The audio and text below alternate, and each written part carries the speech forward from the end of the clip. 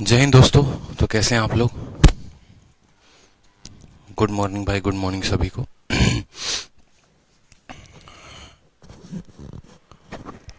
Good morning. सभी live हैं? बहुत अच्छे।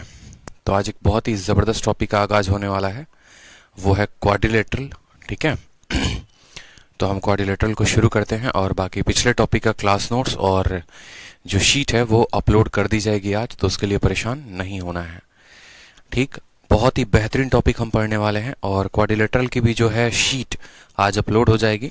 ठीक है, क्वाड्रिलेटरल में ज़्यादा क्वेश्चंस नहीं हैं, जो भी हैं सिलेक्टिव क्वेश्चंस हैं, ताकि आपको हर तरीके से कंसेप्ट में आपको क्लैरिटी मिल सके। क्वाड्रिलेटरल की बहुत सारी पार्ट जो है वो हमने कवर अप करवा दिया है आपका किसमें, ज्योमेट्री में, और कुछ पार्ट जो बाकी हैं वो हम यहाँ कवर अप करेंगे। इसके बाद हम पॉलीगन या सर्कल को एक टॉपिक उठाएंगे और उसके बाद सर्कल करके हम पूरे ज्योमेट्री को खत्म कर देंगे। ठीक है, चलिए, तो वक्त आ गया है क्वाड्रिलेटरल को शुरू करने का। क्वाड्रिलेटरल यानी चतुर्भुज।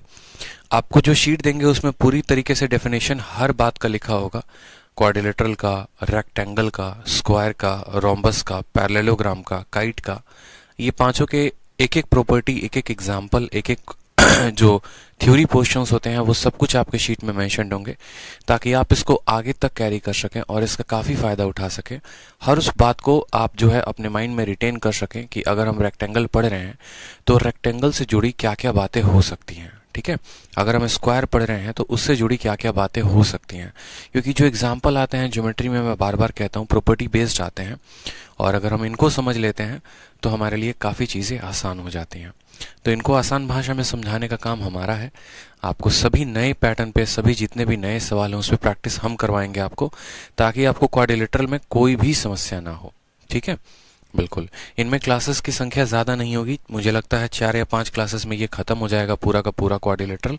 तो बड़े शांति से, बड़े सुकून से एक एक एग्जाम्पल को देखेंगे। ट्रायंगल कम समझ में आया या नहीं समझ में आया उससे इसका कोई संबंध नहीं है, क्वाड्रिलेटरल एक अपना ही टॉपिक है। ठीक है सर, आज तक ऐसा ज्योमेट्री कभी नहीं पढ़ा था, बेस्ट है सर, धन्यवाद भाई। ठीक है, चलो आ जाओ। तो क्वाड्रिलेटरल की बात करते हैं। तो सबसे पहले क्वाड्रिलेटरल है क्या है? तो एक ऐसा प्लेन फिगर जो 4 सीधी रेखाओं से जो है वो बंधा हुआ है। जैसे आपने देखा है कि त्रिभुज को बनाने के लिए 3 रेखाओं की आवश्यकता होती है, उसी तरीके से क्वाड्रिलेटरल को बनाने के लिए 4 रेखाओं की आवश्यकता होती है। जिस तरीके से हमने देखा था कि त्रिभुज के तीनों कोनों का जोड़ कितना होता है, 180 होता है, उसी तरीके से एक चतुर्भुज का चारों कोनों का जो जोड़ होगा वो कितना होगा मेरे भाई? एक चतुर्भुज कोई भी ऐसा बना दिया जिसमें 4 सीधी रेखाएं हैं, तो इनके चारों कोनों का जो जोड़ होगा, इनके चारों कोनों का जो जोड़ होगा, ये जो चारों कोनों का जोड़ होगा ये कितना आएगा? तो 360 आएगा। ये पहली प्रॉपर्टी हो गई क्वाड्रिलेटरल की, जो सामने लिखी गई है। दूसरी बात, अगर आप एक क्वाड्रिलेटरल के मिड पॉइंट को ज्वाइन करते हैं, जैसे इसका मिड पॉइंट यहाँ पे है, इसका मिड पॉइंट यहाँ, इसका मिड पॉइंट यहाँ, इसका मिड पॉइंट यहाँ, कोई भी क्वाड्रिलेटरल हो, किसी भी रूप रंग में हो, अगर उनके मध्य बिंदु को हम ज्वाइन करेंगे तो हमें क्या मिलता है? हमें एक पैरेललोग्राम मिलता है। हमें क्या मिलता है मेरे भाई? हमें एक पैरेललोग्राम मिलता है। If we join the mid point of a quadrilateral then we get a parallelogram. ये पेपर में पूछा जाता है, तो इस बात का हम ध्यान रखेंगे। साथ में अब बात करते हैं क्वाड्रिलेटरल के बारे में। तो क्वाड्रिलेटरल की एक और बात को समझ लीजिए। जैसे मानिए हमारा ABCD क्वाड्रिलेटरल है, चारों कोनों का जोड़ 360 है। हम क्वाड्रिलेटरल के आमने सामने भुजाओं को जोड़ते हैं तो ये इनके डायगोनल कहलाते हैं। ठीक है, ये इनके क्या कहलाते हैं? डायगोनल कहलाते हैं। अब बात करते हैं यहाँ पर डायगोनल की, तो इस बात को हमेशा से ध्यान रखेंगे कि जो चारों भुजाओं का जोड़ होगा, यानी AB जमा BC जमा CD जमा AD, जो चारों भुजाओं का जो जोड़ होगा वो हमेशा ज्यादा होता है किसके? डायगोनल के सम के, यानी AC प्लस BD के। चारों भुजाओं का जोड़, the sum of all the 4 side of a quadrilateral is always greater than the sum of diagonal. लेकिन ये चारों भुजाएं जो है ये छोटी होती हैं। किससे छोटी होती हैं? तो इन्हीं डायगोनल के 2 गुने से। मतलब डायगोनल के 1 गुने से ये बड़ी होंगी, लेकिन डायगोनल के 2 गुने से क्या होंगी? ये छोटी हो जाएंगी। इसके ऊपर भी आपके प्रीवियस ईयर में सवाल आया है, तो इस बात को ध्यान रखना है कि एक चतुर्भुज के दोनों डायगोनल को हम जोड़ें तो वो हमेशा छोटा होगा उसके साइड के जोड़ से। ठीक है, लेकिन अगर एक चतुर्भुज के दोनों डायगोनल का हम दोगुना कर दें तो वो हमेशा बड़ा होगा किसके? साइड के जोड़ के। ये बात बकायदा आपके शीट में लिखी मिलेगी आपको, इस बात का ध्यान रखिएगा। साथ में अगर डायगोनल क्वाड्रिलेटरल का अगर यहां पर एक बहुत इंपॉर्टेंट बात कही गई है, तो 3rd पॉइंट पढ़िए।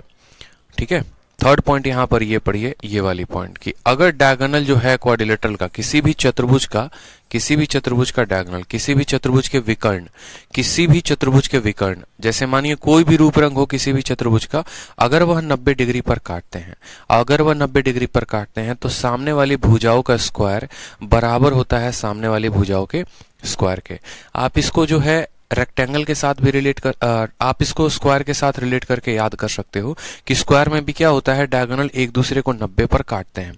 90 पर काटते हैं तो दोनों सामने सामने भुजाओं के स्क्वायर जो है, दोनों सामने सामने भुजाओं के स्क्वायर का जोड़ बराबर होगा बाकी दोनों सामने के भुजाओं के स्क्वायर के।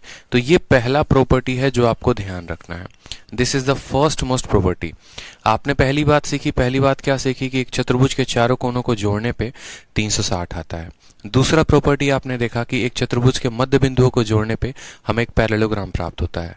तीसरा पॉइंट आपने यहाँ पर सीखा कि अगर वह चतुर्भुज हमारा 90 के कोण पर काटते हैं, तो सामने सामने भुजा का स्क्वायर इन दोनों का यानी AB का स्क्वायर प्लस CD का स्क्वायर बराबर होगा AD square plus BC square के। ठीक है सर, बिलीव नहीं होता है अब कि इतने अच्छे से ज्योमेट्री हमें आती है। अब ये सब आपकी वजह से हुआ है, थैंक यू सर। कोई बात नहीं संजना वर्मा, देखिए मन लगाकर पढ़ते रहिए। ज्योमेट्री पढ़ाया भी तो है आप लोग को इतने लंबे टाइम, इतने ज़्यादा घंटा कोई नहीं पढ़ाता ज्योमेट्री का। अगर हमने इतना पढ़ाया ताकि क्यों पढ़ाया हमने आपको, ताकि आपको समझ में आप हर एक बात से रूबरू हो सकें। ठीक है, तो चलिए क्वाड्रिलेटरल के एंगल के बारे में जान लिया, क्वाड्रिलेटरल के साइड का रिलेशन जान लिया कि साइड के साथ क्या रिलेशन होता है। अब बात करते हैं यहाँ पर क्वाड्रिलेटरल की एरिया की, यानी एक चतुर्भुज का क्षेत्रफल। तो एक चतुर्भुज का क्षेत्रफल कैसे निकालेंगे? तो जैसे मानिए हमारा ये क्वाड्रिलेटरल है, ये एक चतुर्भुज है और इस चतुर्भुज का एक विकर्ण है, उस विकर्ण का नाम क्या है? BD है। ये विकर्ण इसको दो समान किस में बांट देता है? त्रिभुज में बांट देता है, दो समान ट्रायंगल में बांट देता है। ये जो डायगोनल BD है इसको दो अलग अलग ट्रायंगल में बांट देता है।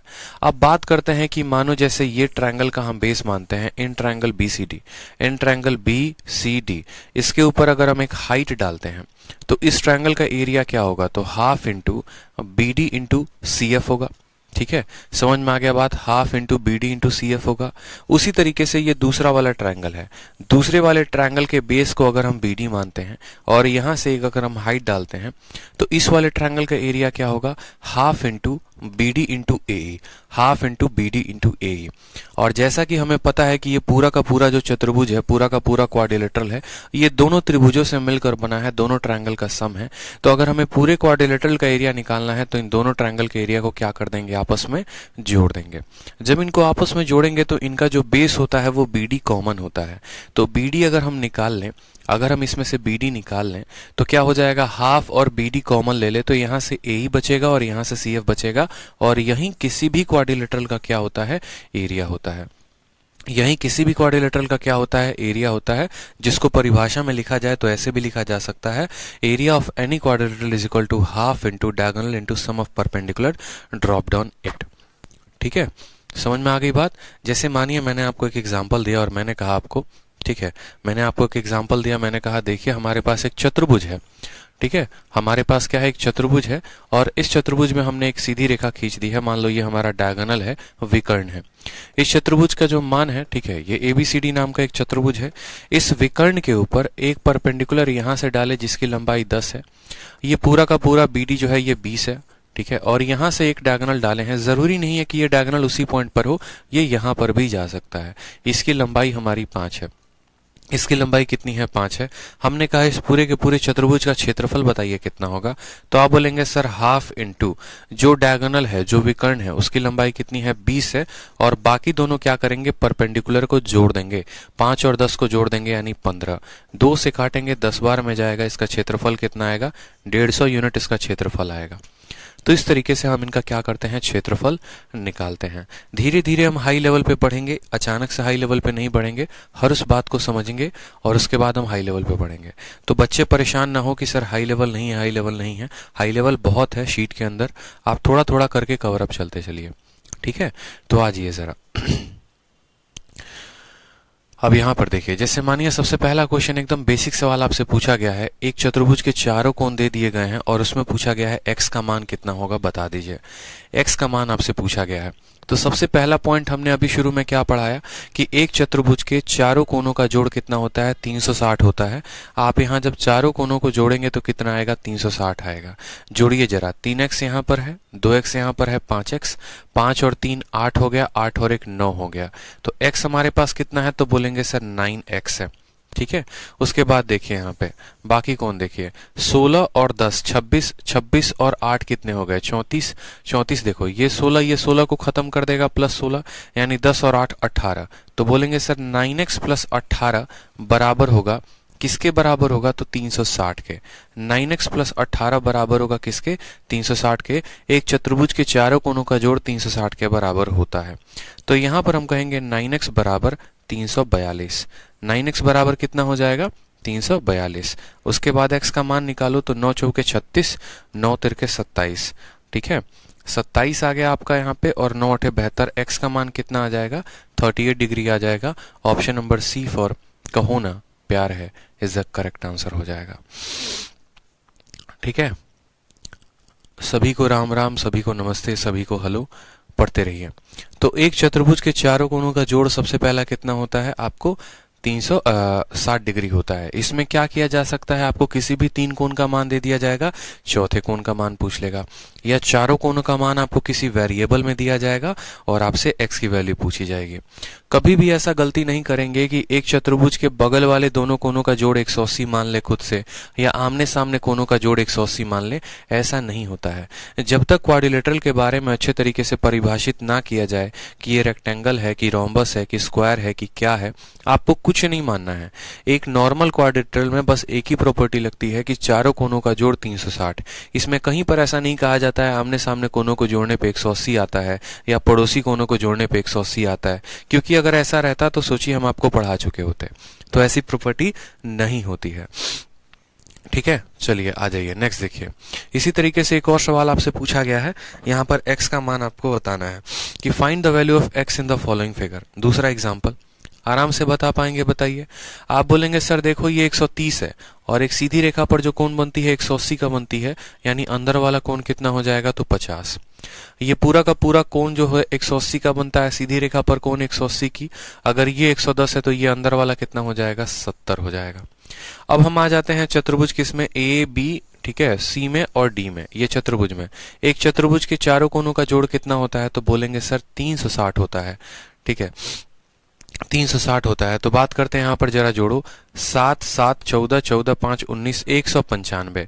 ठीक है, 195 ये तीनों कोण मिलकर बना रहे हैं। 75 70 और 50 195, 195 प्लस x बराबर कितना आएगा, तो बोलेंगे सर 360 आएगा। तो x का मान कितना आ जाएगा, 360 में से 195 घटाइए, 165 जो होगा वो हमारा क्या होगा, करेक्ट आंसर होगा ऑप्शन नंबर ए। आओ कभी हवेली पे। ठीक है, क्लियर हो गया। क्वाड्रिलेटरल के चारों कोनों का जोड़ कितना होता है, 180। इस आधार पर हमने इसके सवाल को निकाला है। दूसरा कि जैसे आपने एरो कंसेप्ट पढ़ा है, एरो कंसेप्ट में भी आपको मैंने क्वेश्चन करवाया था अच्छे से, तो वो भी कहीं ना कहीं जो एरो कंसेप्ट होता है वो भी क्वाड्रिलेटरल का ही पार्ट हो जाता है, चतुर्भुज का ही पार्ट हो जाता है। और उसमें भी जो हम प्रॉपर्टी लगाते हैं वो भी कहीं ना कहीं क्वाड्रिलेटरल से ही बनकर आता है। जैसे आप लोगों को एरो कंसेप्ट में हमने क्या पढ़ाया था कि अगर मानिए एक ऐसा एरो है, ठीक है, जिसमें ये एंगल हमारा अल्फा है, दूसरा एंगल हमारा बीटा है, तीसरा एंगल गामा है। ठीक है, तो तीसरा एंगल गामा है, तो यहाँ पर या तो चौथे एंगल को निकालो और जोड़ो, और नहीं तो एक काम कर सकते हो कि अंदर के तीनों कोनों का जोड़ बराबर होता है बाहर वाले कोण के जोड़ के, यानी alpha plus beta plus gamma के। अंदर के तीनों कोनों का जोड़ बराबर होगा किसके, बाहर वाले के। तो हम बात करते हैं अगर बाहर वाला 150 है और ये 60 है और ये 70 है, 7 6 13, तो पक्का x का मान कितना होगा, पक्का x का मान 20 होगा, क्योंकि 150 में से 60 को और 70 को घटा दो तो x की वैल्यू कितनी आ जाएगी, 20। यानी ये हमारा एरो कंसेप्ट पर बना था, तो इसका आंसर होगा बी फॉर बाहुबली। ठीक है, बी फॉर भारत माता की जय, बिल्कुल ठीक है। तो इसमें हमें किसका कंसेप्ट लगाना था, एरो कंसेप्ट का। ये हमारा एग्जाम्पल नंबर 3 था। अब आ जाइए नेक्स्ट प्रॉपर्टी के ऊपर। नेक्स्ट प्रॉपर्टी जो हमने आपको शुरू में ही बताया वो क्या है कि अगर कोई भी दुनिया का एक क्वाड्रिलेटरल है, कोई भी चतुर्भुज है, उन चतुर्भुज के चारों भुजाओं के मध्य बिंदु को जोड़ेंगे, ठीक है, उन चतुर्भुज के चारों साइड के आप मिड पॉइंट को जोड़ेंगे। जैसे मानिए एडी का मिड पॉइंट एस है, हमारे डीई का मिड पॉइंट आर है, हमारे बीसी का मिड पॉइंट क्यू है, हमारे एबी का मिड पॉइंट पी है।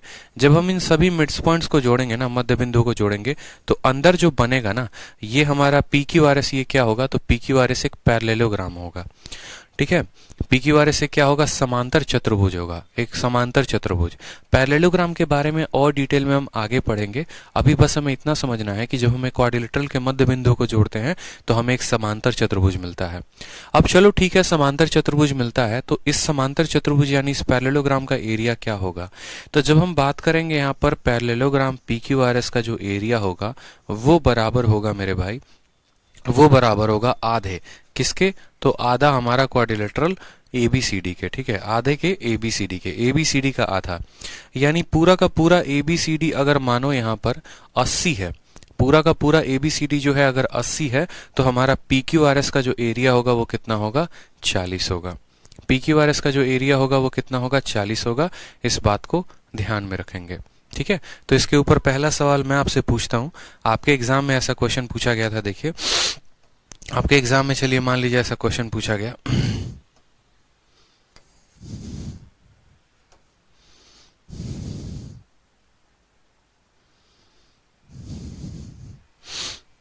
जैसे मान लीजिए आपके एग्जाम में एक ऐसा क्वेश्चन पूछा गया कि ये आपका एक चतुर्भुज है एबीसीडी, ठीक है, और इस चतुर्भुज में क्या है, इस चतुर्भुज में हम जो है कुछ पॉइंट्स को जोड़ रहे हैं, जरा वो देखेंगे आप। ये मान लीजिए कि इनके मिड पॉइंट को हमने जोड़ दिया है यहाँ पे। अब इनके मिड पॉइंट को जब हमने जोड़ दिया है यहाँ पे, और सवाल में हमसे हमारा एग्जामिनर बोला है कि अंदर वाले की एरिया 70 है, ठीक है, ये छोटे वाले की एरिया 10 है, इसकी एरिया 20 है और इसकी एरिया जो है 10 है, तो आप बताओ मुझे इसका एरिया कितना होगा। ये जो पार्ट है यहाँ पर, अगर हम बात करें इनका नामकरण भी कर दे पीक्यूआरएस नाम से, तो हमसे हमारा एग्जामिनर बोला है कि एपीएस का जो एरिया होगा वो कितना होगा। आप क्या बोलेंगे, सर देखो एक क्वाड्रिलेटरल के मिड पॉइंट को ज्वाइन करते हो तो एक पैरेललोग्राम मिलता है, समांतर चतुर्भुज मिलता है। ठीक है, अब यहाँ पर एक समांतर चतुर्भुज मिलता है यहाँ पे, तो इस समांतर चतुर्भुज का जो क्षेत्रफल है, जो अंदर वाले का एरिया है, वो बराबर होगा बाहर वाले चारों एरिया के। क्यों, क्योंकि देखो अगर हम बात करते हैं पूरे के पूरा एरिया अगर 20 है या पूरा का एरिया अगर 100 है, तो अंदर 50 होगा, बाहर वाला जो होगा वो 50 होगा। ठीक है, क्योंकि अंदर वाले समांतर चतुर्भुज का जो क्षेत्रफल है वो पूरे क्वाड्रिलेटरल के क्षेत्रफल का आधा होगा। अगर यहाँ पर ये जनाब 70 है ना, तो ये बाकी जो है चारों के चारों कोनों का जोड़ कितना आएगा, तो 70 आएगा। चारों के चारों का क्षेत्रफल, चारों के चारों का क्षेत्रफल 70 आएगा, यानी अंदर वाला अगर 70 है तो बोलोगे 70 बराबर 20 प्लस 10 प्लस 10, 20 प्लस 10 प्लस 10 और प्लस हमारा क्या हो जाएगा, x हो जाएगा। तो x का वैल्यू कितना आएगा, 70 में से आप 40 घटा दो तो x की वैल्यू आ जाएगी 30 सेंटीमीटर स्क्वायर, यानी एपीएस का जो एरिया होगा वो कितना होगा, 30 हो जाएगा। ठीक है, एपीएस का जो एरिया होगा वो कितना हो जाएगा, 30 हो जाएगा। ध्यान रहेगा हमारा ये सवाल, ठीक है, ध्यान रहेगा आपको, ये पॉइंट क्लियर है, बताओ जल्दी से। तो इसी के ऊपर एक क्वेश्चन पूछा गया है, जरा देखो क्वेश्चन आपको एग्जाम्पल नंबर 4 हम सीधा लेके चलते हैं, और एग्जाम्पल नंबर 4 में आपके प्रीवियस ईयर का एक क्वेश्चन है, जरा वो देखिए। सवाल में आपसे कहा गया है कि what is the area of quadrilateral PQRS, PQRS का क्षेत्रफल कितना होगा। सवाल को पढ़िए अच्छे से, हिंदी इंग्लिश दोनों में दिया गया है।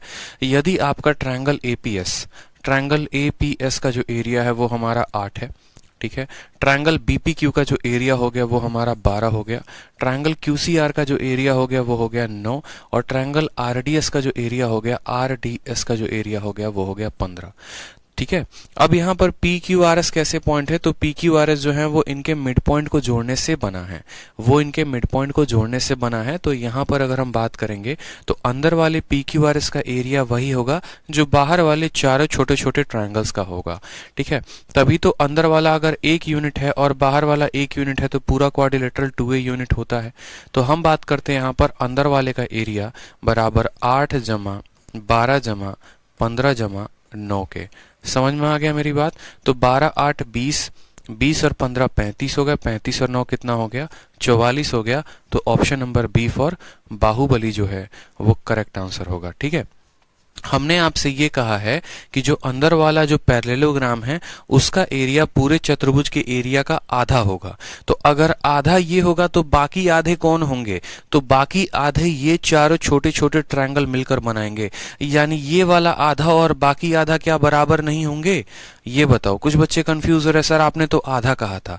हमने बिल्कुल आधा कहा है, लेकिन हमने कहा है जो PQRS होगा ना, ये पूरे पूरे क्वाड्रिलेटरल का एरिया का आधा होगा। जैसे अगर आप बहुत बेसिक में जाना चाहते हैं तो आप ऐसे समझ सकते हैं कि मान लीजिए कि इसका एरिया 8 है, इसका एरिया 15, इसका 12, इसका 9 है, और अंदर वाले जो है पैरेललोग्राम का एरिया x है। तो आप बोलेंगे सर इस हिसाब से पूरा का पूरा क्वाड्रिलेटरल का एरिया कितना हो जाएगा? तो बोलोगे सर x + 12 + 8 + 15 + 9। ठीक है, 8 + 15 + 9, ये पूरा का पूरा जो है चतुर्भुज का एरिया हो गया। और इसका आधा कितना होता है? तो इसी का आधा हमारा कौन होता है? तो x होता है। यहां से भी जब आप x को हल करोगे तो 2 × x 2x हो जाएगा, 2x में से x जाएगा तो x की वैल्यू 44 आएगी। आप ऐसा भी लिख सकते हो। तो दोनों चीजें आपके ऊपर हैं समझने के लिए, दोनों चीजें आपके ऊपर हैं कि अगर हम इसको x मानते हैं तो पूरे क्वाड्रिलेटरल का एरिया इतना हो जाएगा, और पूरे क्वाड्रिलेटरल का एरिया का आधा कौन होगा? तो उसका आधा हमारा यानी ये पैरेललोग्राम होगा। x का मान निकालोगे तो कितना आ जाएगा? 44 आ जाएगा। या ऐसे समझ लो कि आधा पार्ट ये है तो बाकी आधे में कौन होंगे? तो बाकी आधे में हमारे ये चारे के चारों ट्रायंगल होंगे। जैसे मानिए मैंने आपको ये कहा कि हमने यहाँ पर एक क्वाड्रिलेटरल बनाया है, मान लो यहाँ पे। ठीक है, मैंने कहा पूरे क्वाड्रिलेटरल का एरिया 80 यूनिट है, पूरे क्वाड्रिलेटरल का एरिया 80 यूनिट है, और इसके मिड पॉइंट को हमने ज्वाइन किया है। ठीक है, इसके मिड पॉइंट को ज्वाइन किया है तो ये जनाब कितने हैं? 40 हैं। अगर खुद बताओ ये पूरा का पूरा क्वाड्रिलेटरल 80 है और ये 40 है, तो बाकी 40 में कौन होंगे? तो बाकी 40 में बोलोगे सर बाकी 40 में ये छोटे छोटे वाले होंगे। यानी इन चारों छोटे वाले को मिलाएंगे तो कितना आएगा? 40। और अकेला बीच वाला कितना है? 40। तो हम ये भी तो कह सकते हैं कि जो बीच वाला का एरिया है वो बराबर होगा इन सभी चारों छोटे वालों के। ठीक है, क्योंकि जो बीच वाला है वो भी 80 का आधा है और बाकी सारे पार्ट वो भी आधा है, तो वो आधा और आधा बराबर नहीं हो जाएगा? बताइए ऋषि जी। ठीक है, ऋषि को कंफ्यूजन था, कहते हैं सर फिर से बता दो। चलो अब नेक्स्ट पॉइंट देखो। यहाँ पे नेक्स्ट पॉइंट एक और बड़ा महत्वपूर्ण बात कहा गया है यहाँ पे, ये देखिए नेक्स्ट पॉइंट। ठीक है, नेक्स्ट पॉइंट कहा गया है कि यदि यहां पर, ठीक है,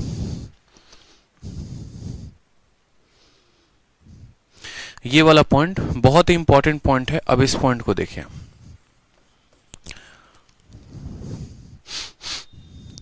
ठीक है, अब इस वाले पॉइंट को देखिए, कहा गया है कि यदि हमारा BO और CO जो है वो एंगल बाइसेक्टर है, यानी कोण समद्विभाजक है।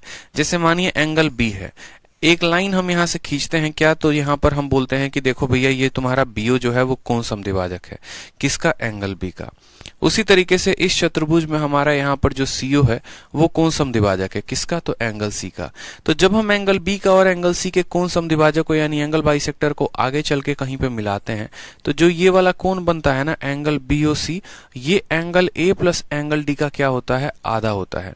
ये angle A plus angle D का क्या होता है? आधा होता है। इस बात को हम जानेंगे।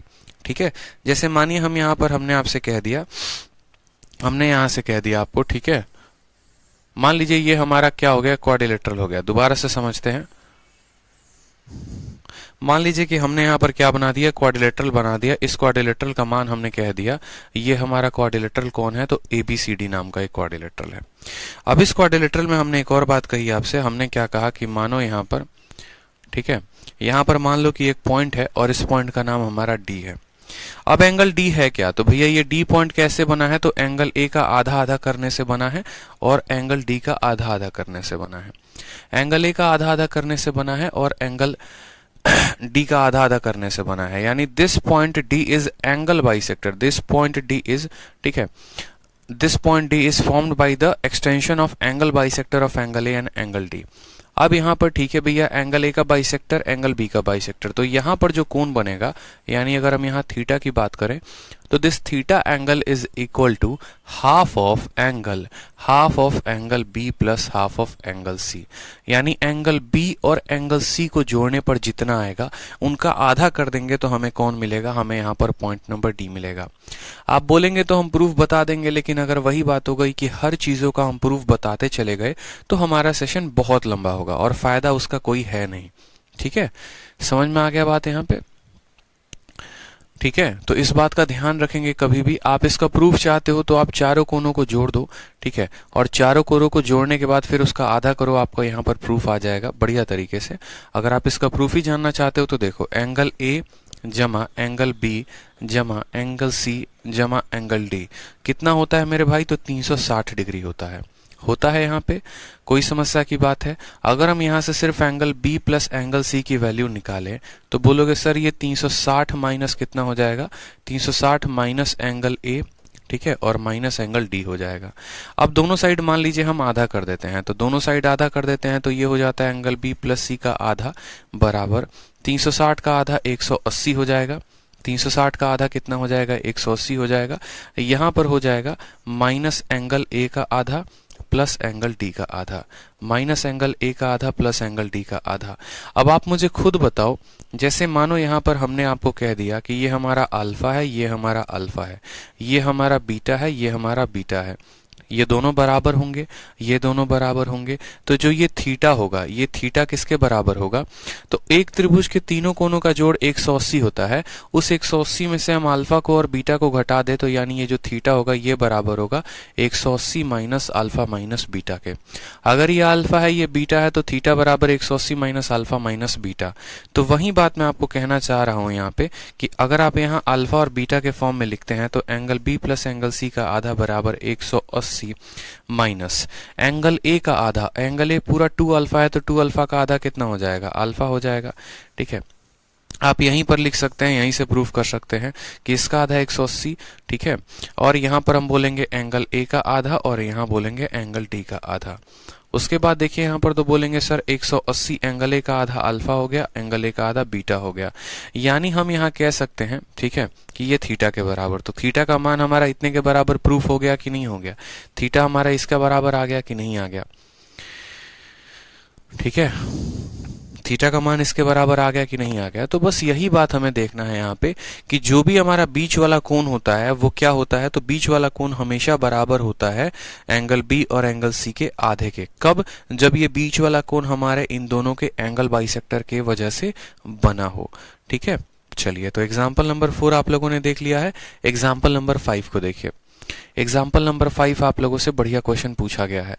देखिए, सवाल में कहा गया है एक क्वाड्रिलेटरल हमारा ABCD है, उस क्वाड्रिलेटरल में AO और BO जो है वो क्या है? एंगल बाइसेक्टर हैं, कोण समद्विभाजक हैं।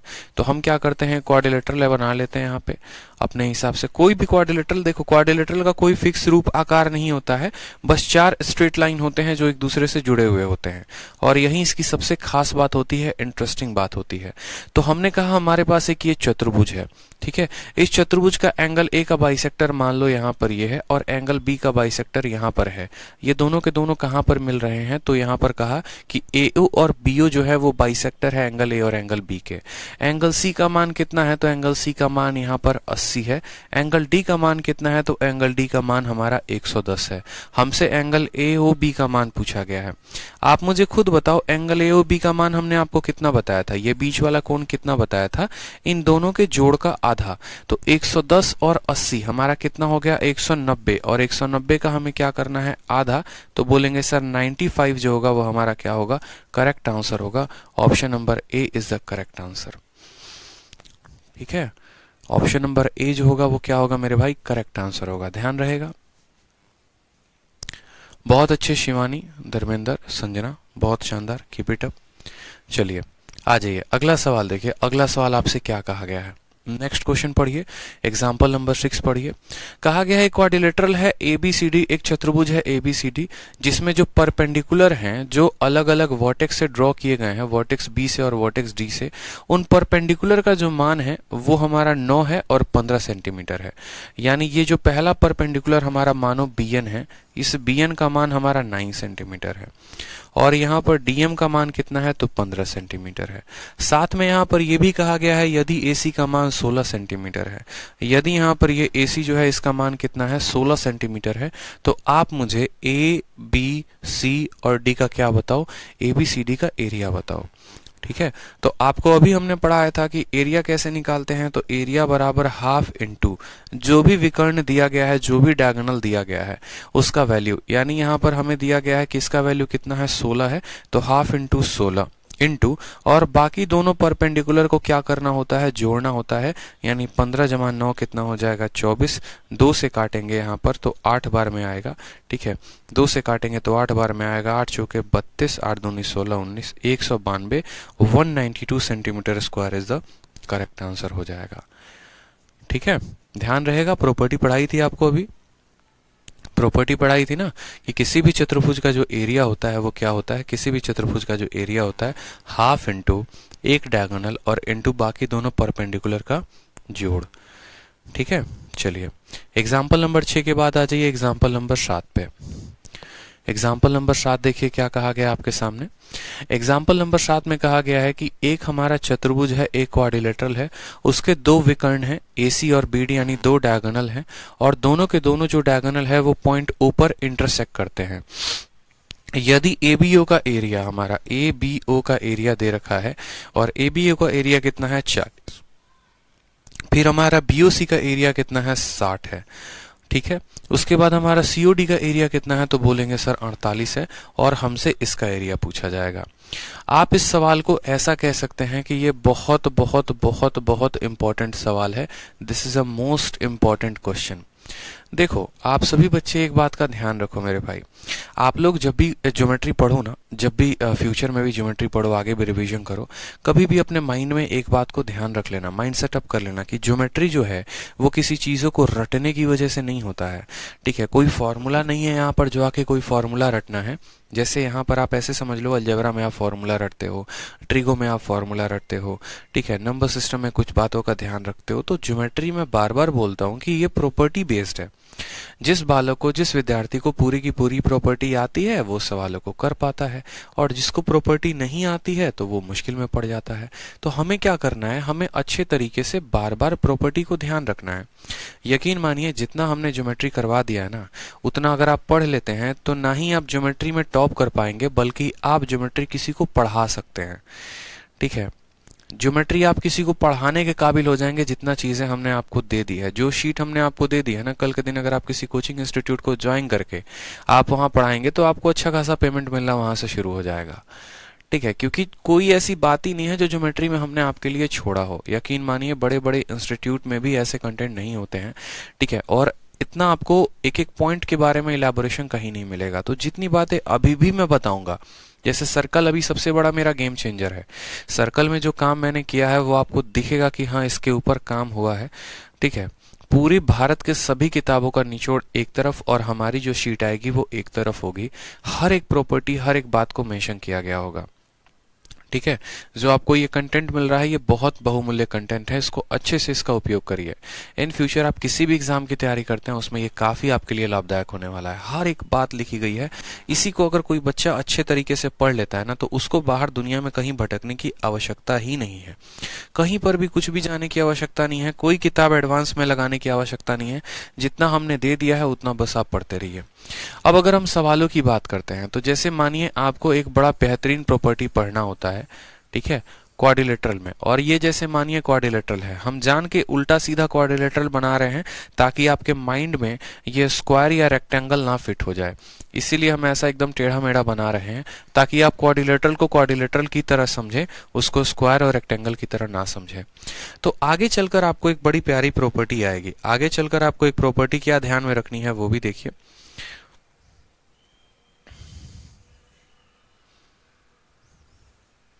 आगे चलकर आपको एक प्रॉपर्टी ध्यान रखनी है कि यदि एक चतुर्भुज ABCD है और उस चतुर्भुज के हमने दो विकर्णों को मिला दिया, यानी एक क्वाड्रिलेटरल ABCD है और इसके दोनों डायगोनल को हम मिला देते हैं। इसके दोनों डायगोनल को क्या करते हैं मेरे भाई, मिला देते हैं। ये दोनों डायगोनल अगर ऊपर काटते हैं, ये दोनों डायगोनल अगर ऊपर काटते हैं तो हमें एक बात को अपने मन में आजीवन ध्यान रखना है कि अगर ये एरिया A1 है, ये एरिया A2 है, ये एरिया A3 है और ये एरिया अगर 4 है, ये चार चार अलग अलग पार्ट में बटा है, बराबर नहीं है, ये चार अलग अलग पार्ट है। ये चारों के चारों पार्ट क्या हैं, अलग अलग पार्ट हैं। तो इस चारों पार्ट में आपको एक बड़ा प्यारा सा रिलेशन मिलता है, और वो रिलेशन हमारा ये होता है कि इनके आमने सामने का जो गुना होता है, यानी a1 इंटू a3, इनके आमने सामने का जो गुना होता है a1 इंटू a3 बराबर होता है किसके, बाकी दोनों आमने सामने के गुना के, यानी a2 इंटू a4 के। इस बात को ध्यान रखेंगे। a1 इंटू a3 बराबर होगा a2 इंटू a4 के। a1 इंटू a3 बराबर होगा किसके मेरे भाई, a1 इंटू a3 बराबर होगा a2 इंटू a4 के। अब बोलोगे सर ये कहाँ से आया है, कैसे आया है, तो मैं बार बार कह रहा हूँ कि हमें अगर आप प्रूफ चाहते हो तो मैं प्रूफ भी पढ़ाऊंगा आपको, लेकिन उससे आपका सेशन लंबा होगा। तो प्रूफ जानने की मुझे नहीं लगता आवश्यकता है।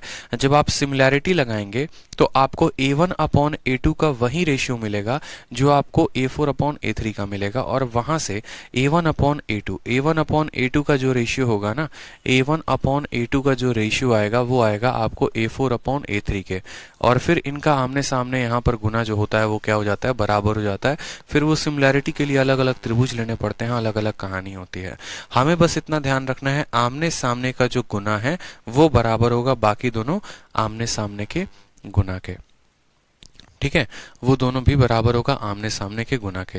जैसे मानिए हमने यहाँ पर एक क्वाड्रिलेटरल बना दिया, मान लो यहाँ पर, और इस क्वाड्रिलेटरल के दोनों यहाँ पर विकर्णों को यानी डायगोनल्स को हमने यहाँ पर जोड़ दिया, इंटरसेक्ट करवा दिया ABCD में।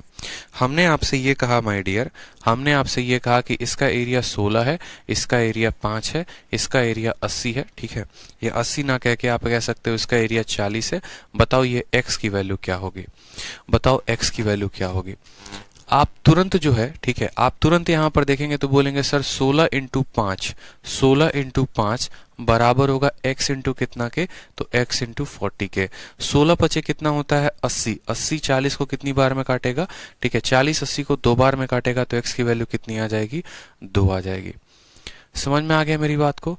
a1 इंटू a3 बराबर a4 इंटू a2, तो 16 इंटू 5 80 बराबर 40 इंटू 2 कितना आ जाएगा, 80 आ जाएगा। तो ध्यान रहेगा यहाँ पर जो ट्रायंगल का एरिया है वहां पर कितना है, तो 2 है। ठीक है, तो अब यहाँ पर जो सवाल हमने पढ़ा है वो हमने क्या पढ़ा, सेम तरीके से। अब यहाँ पर जो हमारा एग्जाम में क्वेश्चन आया था वो क्या आया था कि हमें इसका मान 40 दिया गया है, इसका मान 48 दिया गया है, इसका मान 60 दिया गया है, ये AOD का मान कितना होगा। तो आप बोलेंगे सर कोई दिक्कत की बात नहीं है, आप AOD को कितना मान लो, तो AOD को आप x मान लो। तो आपने जो प्रॉपर्टी पढ़ाई थी वो हमें ध्यान है, 40 इंटू 48 बराबर हो जाएगा किसके, बराबर हो जाएगा x इंटू किसके, तो x इंटू 60 के। ध्यान रहेगा ये बात, बताओ 40 इंटू 48 बराबर होगा x इंटू 60 के। 12 से काटेंगे तो 4 बार में, 12 से काटेंगे तो 5 बार में, 5 से काटेंगे तो 8 बार में, तो जो x का मान आएगा वो कितना आएगा, 8 इंटू 4 32 सेंटीमीटर स्क्वायर, और ये हमारा क्या होगा, करेक्ट आंसर होगा। ठीक है, तो x का मान कितना आ जाएगा, 32 सेंटीमीटर स्क्वायर, ये हमारा करेक्ट आंसर होगा। लेकिन गौर फरमाइएगा जरा, सवाल में आपसे सवाल में बोला गया है कि पूरे के पूरे क्वाड्रिलेटरल का बताओ एरिया कितना होगा, और बहुत बच्चे क्या होते हैं 32 आता है और 32 ढूंढना शुरू कर देते हैं। तो भाई ठीक है, आपसे 32 थोड़ी पूछा है, आपसे ये पूछा गया है कि पूरे चतुर्भुज का एरिया बताओ कितना होगा। तो अब आपको पूरे चतुर्भुज का एरिया बताना है, तो x का मान कितना आ गया, तो बोलोगे सर x का मान 32 आ गया। इन चारों पार्टों को जोड़ दो तो आप पूरे क्वाड्रिलेटरल का एरिया बता पाओगे। इस पार्ट को जोड़ो तो 40 30 70, और ये हो गया 80, 80 यहाँ हो गया। ठीक है, और यहाँ पर 100 हो गया, तो 80 जमा 100 कितना हो जाएगा, 180, यानी option number D for Devasena is the correct answer. पहले हमें किसका मान निकालना है, x का, और जब हम x का मान निकाल लेंगे तो हम पूरे के पूरे चतुर्भुज का क्षेत्रफल बता पाएंगे। क्लियर हो गया, बताओ आगे बढ़े। एग्जाम्पल नंबर 7 क्लियर है।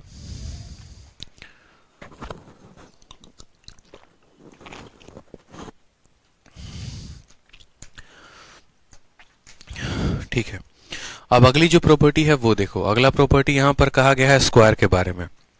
स्क्वायर क्या होता है, ठीक है चलिए, स्क्वायर यानी वर्ग। बहुत बच्चे जानते हैं वर्ग के बारे में, बचपन से पढ़ रखा होगा। ठीक है, और ज्योमेट्री में भी हमने आपको पढ़ाया था कि देखो दुनिया में क्या होता है। आप एक बात को समझना, मैं दोबारा से आपको इस प्रॉपर्टी के पहले रिवीजन करवा देता हूँ। दुनिया में आप अलग अलग तरह के क्वाड्रिलेटरल बनाते हैं। जैसे मान लीजिए एक क्वाड्रिलेटरल आपने ये बनाया, मेरी बातों को समझिएगा। ठीक है, आपने क्या बनाया, एक क्वाड्रिलेटरल ये बनाया, दूसरा क्वाड्रिलेटरल आपने यहाँ पर रेक्टेंगल को बनाया है, और तीसरा क्वाड्रिलेटरल आपने यहाँ पर स्क्वायर को बनाया है। आपने मान लीजिए 3 चीजें यहाँ पर बनाई हैं, ठीक है, और ये तीनों की अपनी कुछ ना कुछ खासियतें समझते चलेंगे। मान लीजिए कि 3 बातें बताई हैं। यहाँ पर हमने कहा है सबसे पहला सवाल कि सभी का पेरीमीटर सेम है, सभी का पेरीमीटर यानी परिमाप सेम है, सभी का पेरीमीटर सेम है।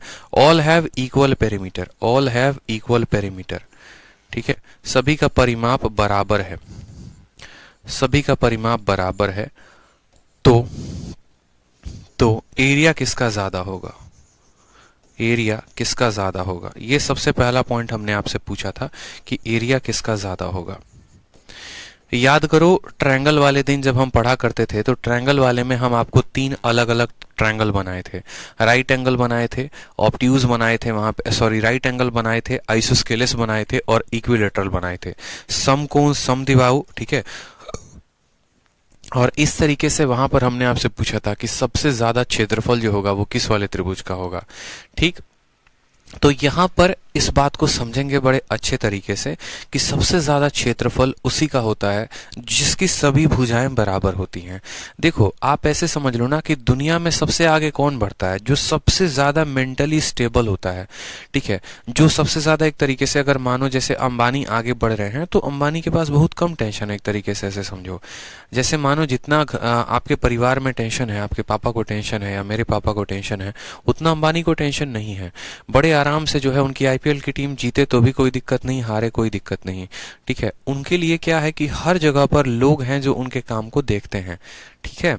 लेकिन अगर हम बात करें आपके घर में, तो आपके घर में अकेले एक आपके फादर हैं, आपकी मदर हैं, जिनको पूरा घर का खर्चा देखना है। तो अगर हम स्टेबिलिटी की बात करते हैं, अगर हम समानता की बात करते हैं, अगर हम आगे बढ़ने की बात करते हैं, तो हमेशा लाइफ में आगे वो इंसान बढ़ता है जो सबसे ज्यादा सुखी होता है, जो सबसे ज्यादा स्टेबल होता है, जिसको कम लोड होता है, ठीक है, जो हर तरीके से बराबर हो, हर जगह से उसको बराबर का सपोर्ट मिले, ठीक। अब यहाँ पर क्या है, तो यहाँ पर एक एंगल बहुत ज्यादा है, दूसरा एंगल बहुत कम है। समझ में आ रहा है बात। यहाँ पर चारों के चारों एंगल बराबर तो हैं, लेकिन अगर हम भुजाओं का बात करें तो एक भुजा बहुत ज्यादा हो गई तो दूसरी बहुत छोटी हो गई, ठीक है। तो यहाँ पर अगर हम एरिया की बात करें तो सबसे ज्यादा एरिया उसके पास होगा जिसकी चारों भुजाएं और चारों साइड जो होंगी वो क्या होंगी, समान होंगी। तो ये आपके पेपर का पूछा गया सवाल है कि अगर हम एक क्वाड्रिलेटरल बना देते हैं, एक पैरेललोग्राम भी बना देते हैं, ठीक है, रेक्टेंगल भी बना देते हैं और स्क्वायर भी बना देते हैं, पैरेललोग्राम भी आपको दे दिया जाएगा, ठीक है, समांतर चतुर्भुज भी दे दिया जाएगा, रोम्बस भी दे दिया जाएगा, तो भी आपको हमेशा ध्यान रखना है कि हमेशा क्वाड्रिलेटरल में सबसे ज्यादा एरिया स्क्वायर का होता है और हमेशा ट्रायंगल में सबसे ज्यादा एरिया जो होता है वो इक्विलेटरल ट्रायंगल का होता है, ठीक है, इक्विलेटरल ट्रायंगल का होता है। ध्यान रहेगा समकोण त्रिभुज। कोई समस्या की बात यहाँ पे, कोई परेशानी की बात यहाँ पे, ठीक है। तो इक्विलेटरल ट्रायंगल का एरिया सबसे ज्यादा, ट्रायंगल्स के में पूरे ट्रायंगल कम्युनिटी में बात करें तो इक्विलेटरल ट्रायंगल के एरिया सबसे ज्यादा, और पूरे क्वाड्रिलेटरल के कम्युनिटी में बात करें तो सबसे ज्यादा एरिया किसका होगा, स्क्वायर का होगा। जो सबसे ज्यादा स्टेबल होगा, जिसके सभी कोण बराबर होंगे, जिसकी सभी भुजाएं बराबर होंगी, उनका जो एरिया होगा वो सबसे ज्यादा होगा। लेकिन कंडीशन कब है, जब सभी के पेरीमीटर बराबर हों, सभी के परिमाप बराबर हों, ठीक है। समझ में आ गया बात। अब बात करते हैं स्क्वायर के बारे में। तो स्क्वायर है क्या, ठीक है, स्क्वायर बनता कैसे है, स्क्वायर के बारे में एक एक बातों को समझिए सर आप। तो स्क्वायर के बारे में यहाँ पर कहा गया है, ठीक है, कि एक ऐसा क्वाड्रिलेटरल जिसके सभी जो साइड हैं वो बराबर होते हैं और सभी एंगल बराबर होते हैं, उसको हम क्या कहते हैं, तो उसको हम स्क्वायर कहते हैं। यानी अगर इसके चारों एंगल बराबर होंगे और चारों एंगल का जोड़, अगर मानो अल्फा अल्फा अल्फा अल्फा, तो आप बोलेंगे सर 4 अल्फा, और यही 4 अल्फा। देखो एक क्वाड्रिलेटरल के चारों कोनों का जोड़ कितना होता है, 360। तो जब चारों कोण हमारे बराबर हो गए तो प्रत्येक कोण का मान कितना आएगा, प्रत्येक कोण का मान 90।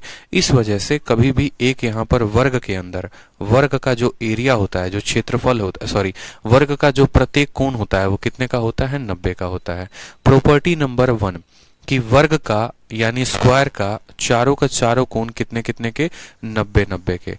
यानी पहली प्रॉपर्टी की सभी के सभी कोण कितने होंगे, तो 90। उसके बाद दूसरी प्रॉपर्टी ये होती है कि इसके चारों भुजाएं जो होती हैं वो क्या होती है, समान होती है। तो हम यहाँ कह सकते हैं कि ऑल साइड्स इक्वल, ठीक है, ऑल साइड्स इक्वल।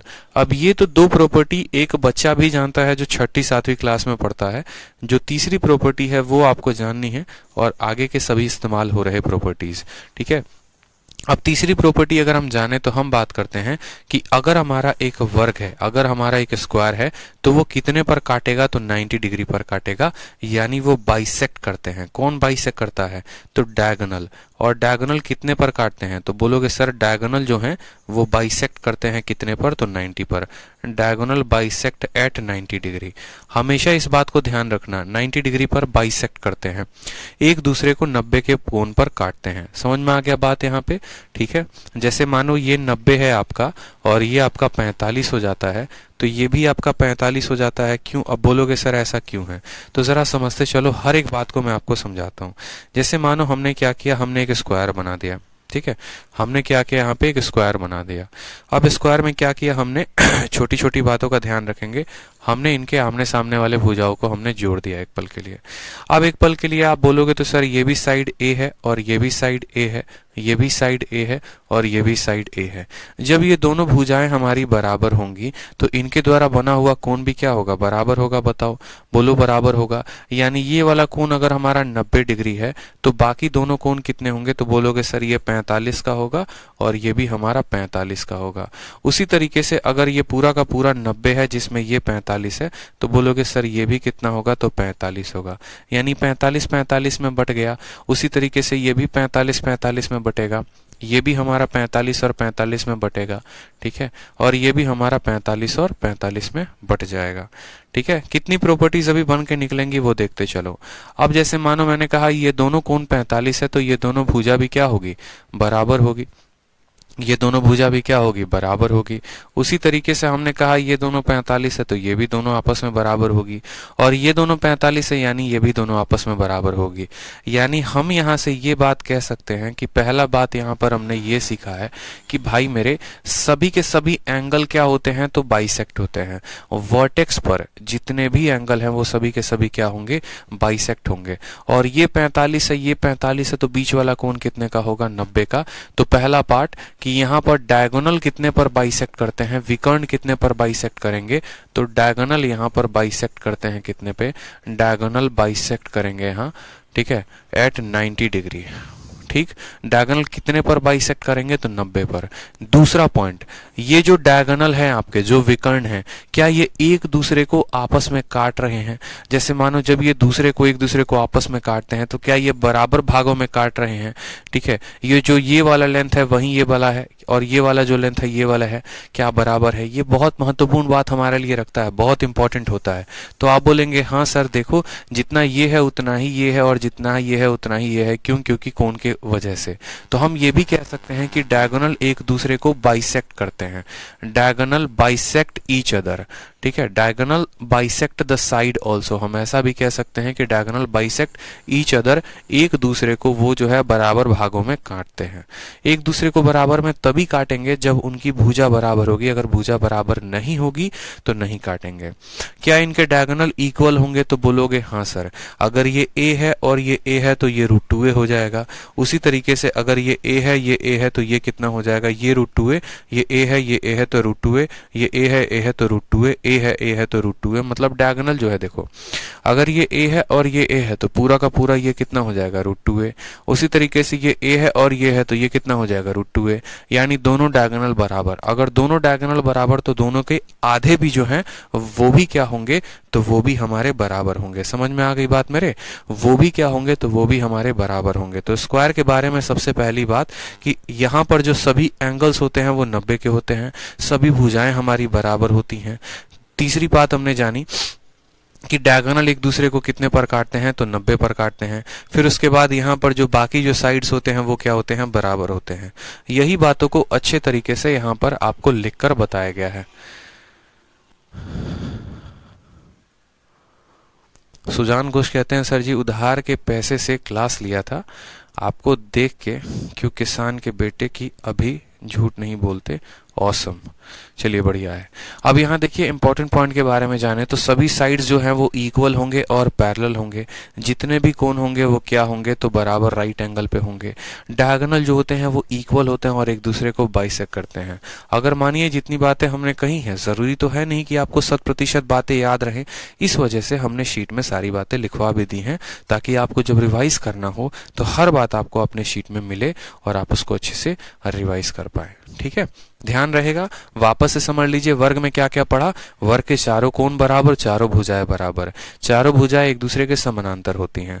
फिर उसके बाद हमने ये पढ़ा कि एक स्क्वायर के अगर हम डायगोनल को जोड़ते हैं तो जो बीच में कोण बनता है बाइसेक्ट पे वो 90 का बनता है। फिर हमने ये पढ़ा कि स्क्वायर का जो डायगोनल होता है वो एक दूसरे को बाइसेक्ट भी करता है। समझ में आ गया बात यहाँ पे।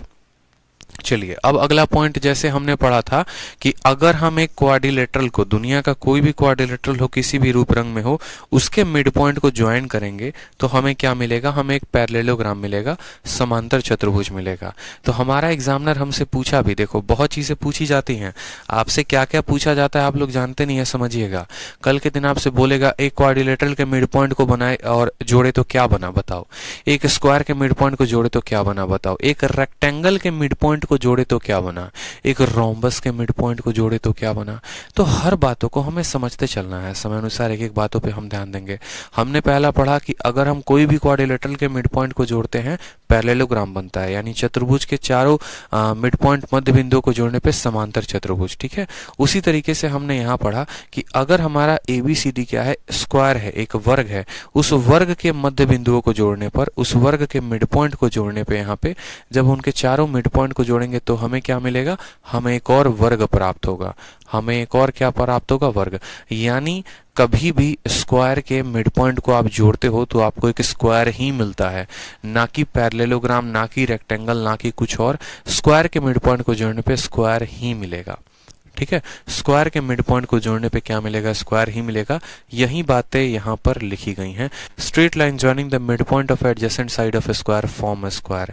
ठीक है, वर्ग के संगत भुजाओं के मध्य बिंदुओं को मिलाने वाली आकृति भी क्या होगी, एक वर्ग ही होगी। समझ में आ गया बात। अब उसके बाद आ जाओ पॉइंट नंबर 3, यहाँ नेक्स्ट पॉइंट पे। नेक्स्ट पॉइंट, जैसे कि आपने ट्रायंगल का पढ़ा था, एक इन सर्कल होता है और एक सर्कम सर्कल होता है, उसी तरीके से एक स्क्वायर का भी इन सर्कल होता है और सर्कम सर्कल होता है। और CDS में सबसे ज्यादा इसके ऊपर सवाल आते हैं, सबसे ज्यादा आते हैं। ठीक है, जैसे कि आपने इक्विलेटरल ट्रायंगल में पढ़ा था। इक्विलेटरल ट्रायंगल में आपने क्या पढ़ा था, इक्विलेटरल में पढ़ा था कि एक इसके अंदर वृत्त होती है और दूसरा आपने पढ़ा था कि एक वृत्त जो इसको बाहर से कवर अप करती है। अंदर वाला जो वृत्त होता है, इसका जो रेडियस होता है वो कितना होता है, साइड बटे 2√3 होता है। ठीक है, और बाहर वाला जो वृत्त होता है, जो इसका रेडियस होता है वो क्या होता है, इसका रेडियस साइड अपॉन √3 होता है। समझ में आ गया बात। ये हमने किस में पढ़ा था, ये हमने पढ़ा था त्रिभुज में।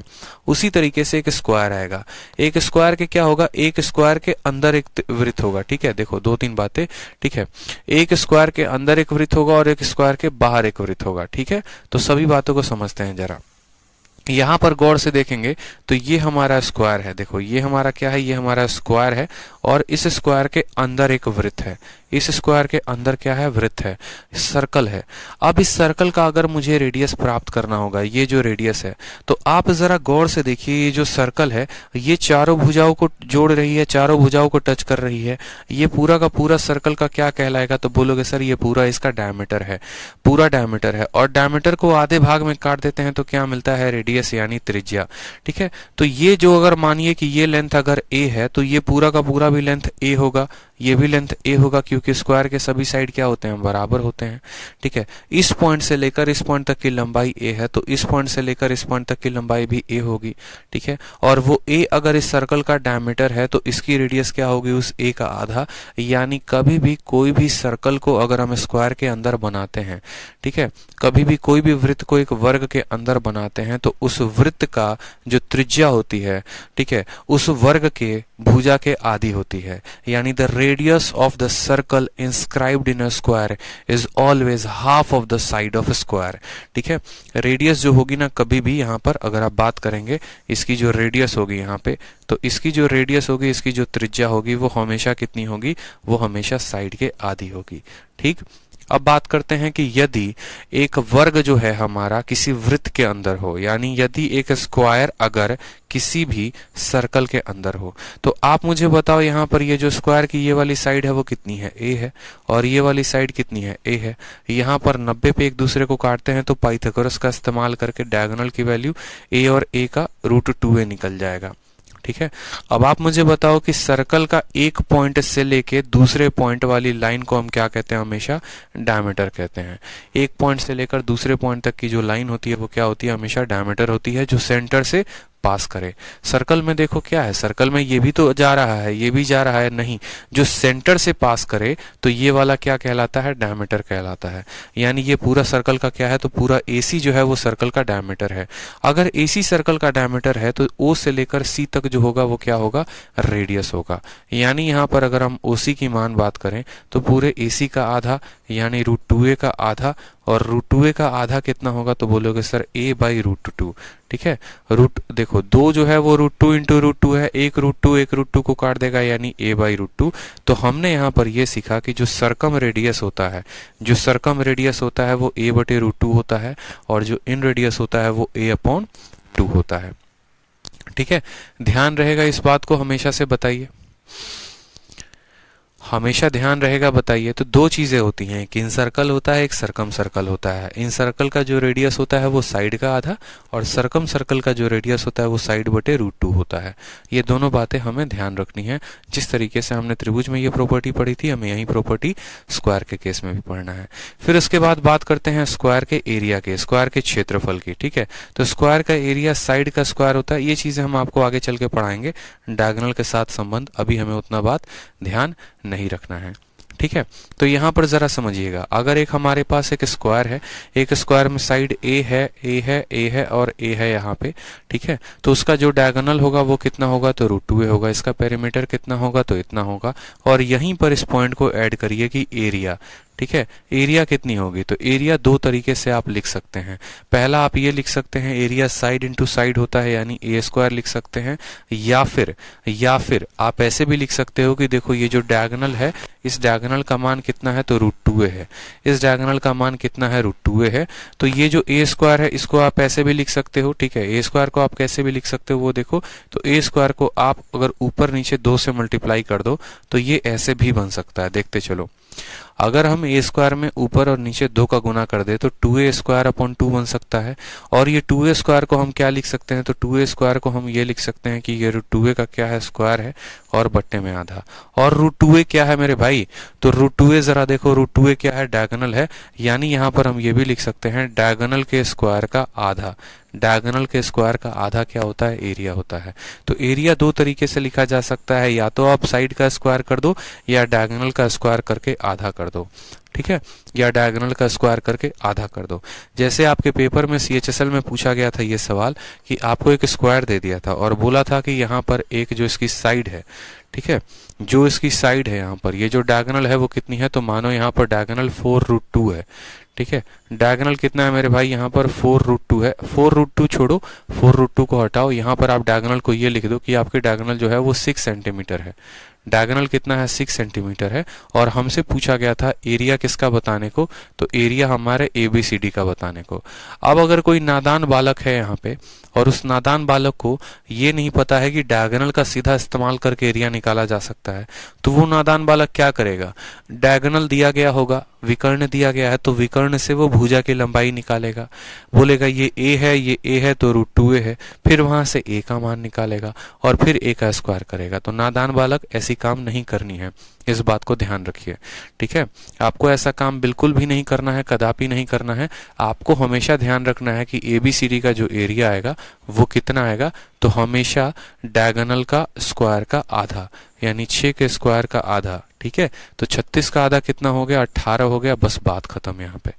ठीक है, क्लियर है, बता दो जल्दी से। अब जैसे मानो यहाँ पर 6 सेंटीमीटर ना देके कल के दिन थोड़ा सा तबाही वाला डेटा दे देता है, मान लो यहाँ 23/7 दे देता है, मान लो यहाँ पे 23/7 दे देता है, बोलता है BD की लंबाई कितनी है, बता दो BD की लंबाई कितनी है। तब भी कुछ नहीं करना, यहाँ पर हम बोलेंगे BD का स्क्वायर कितना होगा, तो 23 का स्क्वायर 529, 7 का स्क्वायर कितना होगा, तो बोलोगे 49, और इसका कर दो आधा। ये हमारा करेक्ट आंसर हो जाएगा, बात खत्म। ठीक है, 23/7 देगा तो 23 का स्क्वायर 529/49, इसका आधा।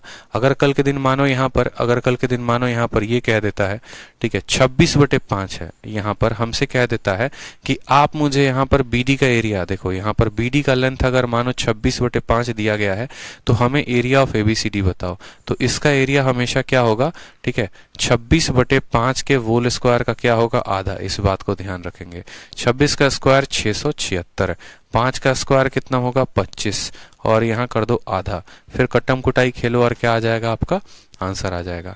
तो हमेशा इस बात को ध्यान रखेंगे कि कभी भी अगर हमसे पूछता है डायगोनल की लंबाई देके क्षेत्रफल कितना होगा, तो क्षेत्रफल हमेशा डायगोनल के स्क्वायर का क्या होगा, तो डायगोनल के स्क्वायर का आधा होगा, यानी यहाँ पर 18 जो होगा वो हमारा करेक्ट आंसर होगा। ठीक है, तो ये पॉइंट लास्ट वाला याद रखेंगे कि अगर एक स्क्वायर का एरिया निकालना है, वर्ग का क्षेत्रफल निकालना है, तो उसके डायगोनल का आधा। ठीक है, अब एक और पॉइंट पे आते हैं, बहुत ही महत्वपूर्ण पॉइंट पे, और इस पॉइंट को हमने आपसे शिफ्टिंग मेथड से प्रूव किया था, याद रखो। ठीक है, आगे चलकर जब आप पढ़ेंगे तो आपको एक पॉइंट मिलेगा, और ये पॉइंट क्या है, जैसे मानो आपको कहेगा कि आपको एक स्क्वायर हमने ऐसा दे दिया है, जरा फोटो जो बना रहे हैं उस पर देखिए, और एक स्क्वायर में यहाँ पर एक स्क्वायर का जो भुजा है चारों वो क्या है, ABCD है। इस स्क्वायर के अंदर कहीं P नाम का पॉइंट भटक रहा है। ठीक है, ये P यहाँ भी हो सकता है, मानो ये P1 हो गया, ये P2 यहाँ भी हो सकता है, ये यहाँ भी हो सकता है, ये कहीं पर भी हो सकता है। तो एक पल के लिए मानो यहाँ पर कि P नाम का पॉइंट कहाँ है, मान लो यहाँ पर कि ये P नाम का पॉइंट यहाँ पर है, P नाम का पॉइंट कहाँ पर है, यहाँ पर है। जब इस P नाम के पॉइंट को आप चारों वर्टेक्स से जोड़ोगे, यानी जब A के साथ इसको कनेक्ट करोगे, जब B के साथ इसको कनेक्ट करोगे, जब C के साथ इसको कनेक्ट करोगे और D के साथ कनेक्ट करोगे, तो आपको एक बहुत ही बेहतरीन प्रॉपर्टी मिलेगी, और वो प्रॉपर्टी होगी कि A से लेकर P तक का जो स्क्वायर है और P से लेकर C तक का स्क्वायर है, जब इन दोनों के स्क्वायर को जोड़ोगे तो बोलोगे सर P से लेकर B तक का स्क्वायर और P से लेकर D तक के स्क्वायर के बराबर होगा। इस पॉइंट को हमने ट्रायंगल में प्रूव किया था शिफ्टिंग के मेथड से, कि एक काम करो, इस P को यहां से उठाओ और D पर लेके चले आओ, P को यहां से उठाओ D पर लेके चले आओ, तो ऑटोमेटिक ये बात प्रूफ हो जाएगी कि इसका स्क्वायर प्लस इसका स्क्वायर बराबर होगा इसके स्क्वायर के। इस बात को ध्यान रखें। इसके ऊपर बहुत बार सवाल आपके परीक्षा में पूछे गए हैं, तो हमेशा इस बात का आपको क्या करना है, ख्याल रखना है, हमेशा आपको इस बात का ख्याल रखना है। ठीक है, ध्यान रहेगा, गलती तो नहीं होगी कभी, बताओ जल्दी से। ये छोटे छोटे पॉइंट्स हैं, इनको ध्यान रखते हो ना तो सवाल बना सकते हो, लेकिन अगर इन्हीं पॉइंट्स को ध्यान नहीं रखोगे तो कैसे काम चलेगा, बताओ। ठीक है, तो एग्जामिनर यहीं से तो सवाल पूछता है, यहीं प्रॉपर्टी के ऊपर तो सवाल पूछता है। जैसे आपको एग्जाम्पल नंबर 1 देखिए क्या पूछा गया है। एग्जाम्पल नंबर 1 देखिए क्या पूछा गया। प्रद्युमन कहते हैं सर न्यू टॉपिक कब से स्टार्ट होगा, मेरा ज्योमेट्री पूरा स्किप हो गया है, हेल्प बताओ मेरी, बाद में कर लूंगा। प्रद्युमन देखो ऐसे तो काम चलेगा नहीं ना मेरे भाई। ठीक है, आपका स्किप हो गया है तो मैं तो पढ़ा रहा हूं, अगर मैं पढ़ा रहा हूं तो मैं तो पढ़ाऊंगा, इस बात को समझो। मैं तो स्किप नहीं कर सकता, तो या तो आप भी जो है वो पूरा का पूरा शुरू से स्टार्ट करो। ठीक है, कोई फायदा है नहीं स्किप करने का, चीजें छोड़ी नहीं जाती हैं। ठीक है, नहीं तो ज्यादा ही नुकसान हो जाता है। पढ़ाई करते रहो भाई मेरे। ठीक है, छोड़ना क्यों है। अगर मानो कि आपने आज ही बैच को ज्वाइन किया है तो क्या फर्क पड़ता है, पीछे से शुरू कर दो, वापस से लाइंस एंड एंगल्स एक एक जो है वीडियो शुरू कर दो। पढ़ना तो है, पेपर तो लगाना है, इंस्पेक्टर तो बनना है। अगर इंस्पेक्टर बनना है तो हम छोड़ेंगे क्यों फिर। घर पे बैठ के जो है खाना खाने के लिए थोड़ी बैठे हैं आप, यहाँ पे पढ़ाई करने के लिए ही बैठे हैं। अगर आपका कोई टॉपिक छूट जाता है तो आप एक की जगह 2 वीडियो देखिए, 2 की जगह 4 वीडियो देखिए, लेकिन कंप्लीट करिए उसको। अब ये तो है नहीं हाँ सर अगला बार आएगा तो देखेंगे, ये अगला बार कभी नहीं आता है। आज अगर ज्योमेट्री नहीं पढ़े, जब हम लाइव पढ़ा रहे हैं ना, तो जीवन में कभी नहीं पढ़ पाओगे, इस बात को ध्यान रखो। ठीक है, आ जाओ चलो अब सवाल में देखो। जैसे मानो हमसे सवाल में क्या कहा है कि जैसा कि आपको चित्र में दिखाया गया है, ठीक है, P नाम का एक पॉइंट है एक स्क्वायर ABCD के अंदर। सवाल में कहा गया है P से लेकर A तक की जो लंबाई है वो 15 है। ठीक है, PB की जो लंबाई है वो हमारी 7 है, PC की लंबाई हमारी 20 है, और सवाल में हमसे बोला है PD का मान कितना होगा।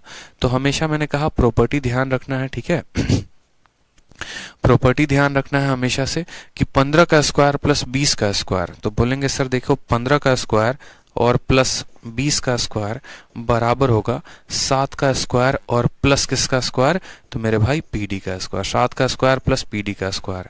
ठीक है, 20 का स्क्वायर होता है 400 और 15 का स्क्वायर होता है 225। ठीक है, तो यहां पर बोलोगे सर ये कितना आ गया, तो 400 और 225 625। 625 में से कितना घटाना है, तो 49 घटाना है। ये बराबर आ जाएगा हमारे पीडी के स्क्वायर के। ठीक है, तो 25 तो यहां से चला ही जाएगा, 24 और चला जाएगा, तो 576 बराबर किसका होगा, तो पीडी का स्क्वायर। पीडी का स्क्वायर 576 के, तो जब रूट करोगे तो पीडी का मान कितना आ जाएगा, 24 आ जाएगा। 24 is the correct answer, option number B for Baahubali. B for Baahubali, ध्यान रहेगा। ठीक है, स्क्वायर से ये क्वेश्चन पूछा जाता है। चलिए नेक्स्ट देखिए, नेक्स्ट प्यारा सा छोटा सा क्वेश्चन, किसी वर्ग का परिमाप दिया गया है तो आपसे उसका क्षेत्रफल पूछा है। ठीक है, कि क्षेत्रफल कितना होगा। ये अभी एग्जाम्पल हैं, एक्सरसाइज में अच्छे क्वेश्चंस मिलेंगे, आप परेशान मत हो। एग्जाम्पल से बस हम आपके प्रॉपर्टी को रिवाइज करवा रहे हैं, आपके माइंड में वो फिक्स करवा रहे हैं कि जब हम आपको मिक्स क्वेश्चन देंगे एक्सरसाइज में, तो आप अपने प्रॉपर्टी के बलबूते पे आप सभी सवालों का हल कर पाएंगे। ठीक है, अभी जो प्रॉपर्टी पढ़ा रहे हैं उसी के ऊपर छोटा मोटा कोई एग्जाम्पल दे रहे हैं, ताकि उस प्रॉपर्टी को पहले स्टेज में आप याद कर सकें, उसको पूरा पक्का कर सकें, और फिर जब एक्सरसाइज में क्वेश्चंस करवाएंगे तो वहां पर आप उसको और धुरंधर तरीके से लगाएंगे। तो कहा गया पेरीमीटर 32√3 है, यानी अगर हम बात करें तो 4a की वैल्यू कितनी है, तो 32। पेरीमीटर कितना होता है, तो बोलोगे सर पेरीमीटर का मतलब साइड का 4 गुना, 4 गुना 32√3 है, तो a का मान कितना आ गया, तो बोलेंगे सर a का मान 8√3। ठीक है, और जो हमारा एरिया होता है वो कितना होता है, तो a का स्क्वायर होता है, तो 8 का स्क्वायर हो जाएगा 64, √3 का स्क्वायर हो जाएगा 3, कितना हो जाएगा 192, 192 सेंटीमीटर स्क्वायर। ठीक है, 192 centimetre square, option number D for, ठीक है, दिल मांगे मोर। बी फॉर बारूद कंटेंट। हाँ, क्या बात है। चलो आ जाओ, नेक्स्ट सवाल आपसे पूछा गया एग्जांपल नंबर 3 देखिए, length of diagonal of A square is 6√2। ठीक है, एक वर्ग की विकर्ण की लंबाई 6 रूट दी गई है और उसका परिमाप हमसे पूछा गया है। तो कोई बात नहीं, हमने कहा लेंथ ऑफ डायगोनल, एक स्क्वायर का डायगोनल कितना होता है, तो बोलेंगे सर एक स्क्वायर का डायगोनल √2a होता है। √2a का मान सवाल में कितना दे रखा है, 6√2 दे रखा है। अगर √2a का मान 6√2 दे रखा है तो हम यहाँ √2 से √2 को काटेंगे तो a की वैल्यू कितनी आएगी, 6। और पेरीमीटर पूछा गया है, तो पेरीमीटर मुझे बताओ, पेरीमीटर कितना होता है, परिमाप कितना होता है, तो 4a होता है। अगर a का मान 6 है तो 4a का मान कितना होगा, 24 होगा, यानी 24 सेंटीमीटर। a फॉर, ठीक है, असिस्टेंट ऑडिट ऑफिसर। ठीक है, a for assistant audit officer. Clear है। चलिए नेक्स्ट देखिए, नेक्स्ट बात करते हैं एग्जाम्पल नंबर 4। बड़ा प्यारा है, इसमें एक करेक्शन कर लेंगे आप लोग, अपने शीट में भी करेक्शन मैं करवा दूंगा आप लोगों के। dx बराबर क्या है, तो सवाल में हमसे कह रखा है dx बराबर do है। इसमें थोड़ा सा करेक्शन है, dx बराबर do। बड़ा प्यारा क्वेश्चन है, बड़ा अच्छा क्वेश्चन है।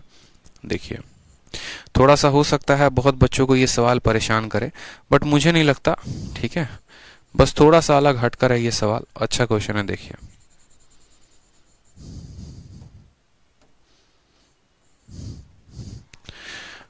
सवाल में कहा गया है हमसे कि ABCD जो है वो एक स्क्वायर है, x नाम का एक पॉइंट है, और ये x नाम का पॉइंट कहां पर है, तो CD पर कहीं ना कहीं है। ये बिंदु कहीं भी हो सकती है। ठीक है, इस तरीके से कि जो हमारा ये जो dx है, ये जो dx का मान है ये हमारे do के बराबर है। ये दोनों लेंथ जो है ये क्या है, बराबर हैं। उसके बाद हमें कहा गया कि बताओ एंगल DOX जो होगा, ठीक है, उसका रेशियो, और एंगल XOC यानी इस दोनों एंगल का जो रेशियो होगा ये कितना होगा, ये हमें बताना है। यदि O कौन सा पॉइंट है, तो O जहां पर डायगोनल बाइसेक्ट करते हैं वो वाला पॉइंट है, जहां पर डायगोनल बाइसेक्ट करते हैं वो पॉइंट है। तो बताओ, बड़ा प्यारा क्वेश्चन है। O intersection of point of diagonal हो, इंटरसेक्शन पॉइंट ऑफ क्या है, डायगोनल है। तो कोई दिक्कत की बात नहीं, सवाल को पढ़ लो अच्छे से पढ़ो एक बार, तो हम लगा पाए यहाँ पे।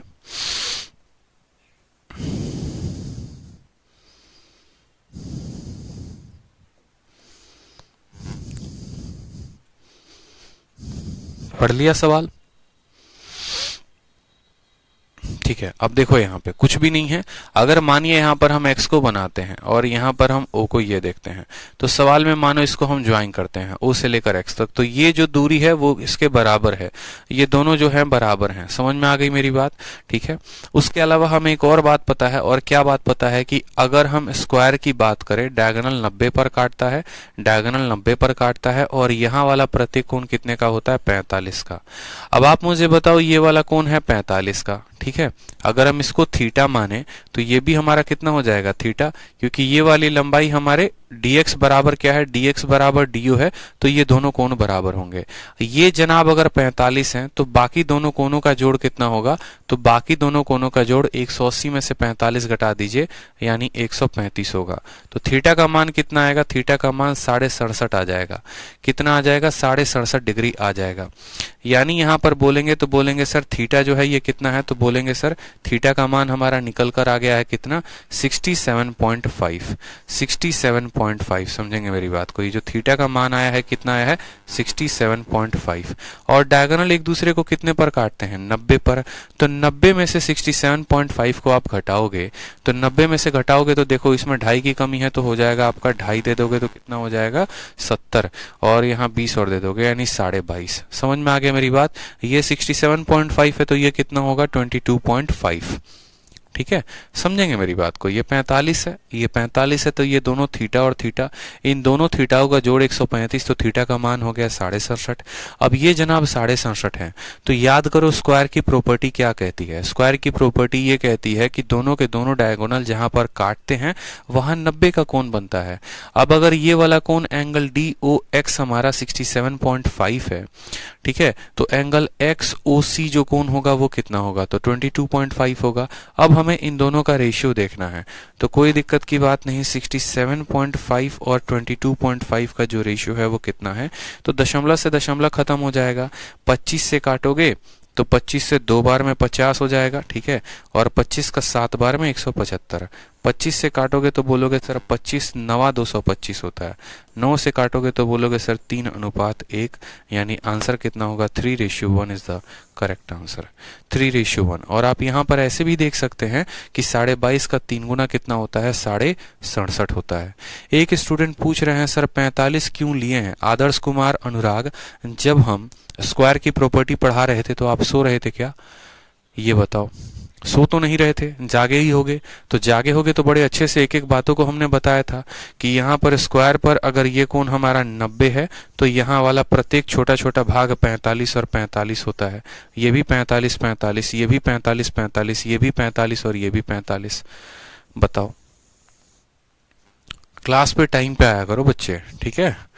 क्लास में टाइम पे आके तब समझा करो, बीच में आके टीचर को परेशान ना किया करो, ठीक है? तो अगर ये 45 और 45 होता है तो ये 45, बाकी दोनों कोण बराबर, तो 67.5 67.5 पूरा 90 बनाता है। ये 67.5 है तो 22.5, अनुपात कितने का है? तो 3:1 का है। ठीक है, चलो आ जाओ। एक और बड़ा प्यारा क्वेश्चन जो आपके प्रीवियस ईयर का क्वेश्चन है, आपके पेपर में पूछा गया है, उसको ध्यान देंगे। कहा गया है आपका ABCD क्या है? तो ABCD आपका एक स्क्वायर है, तो आप बना लीजिए स्क्वायर यहाँ पे, ठीक है। और BEC क्या है यहाँ पे? तो चलो मानो यहाँ पर हम साइड बोलते हैं ये AB, ठीक है, ABC और D हमारा एक क्या हो गया? स्क्वायर हो गया, विकर्ण हो गया, ठीक है। और इसके ऊपर हमने क्या बना दिया मेरे भाई? तो इसके ऊपर जो है हमने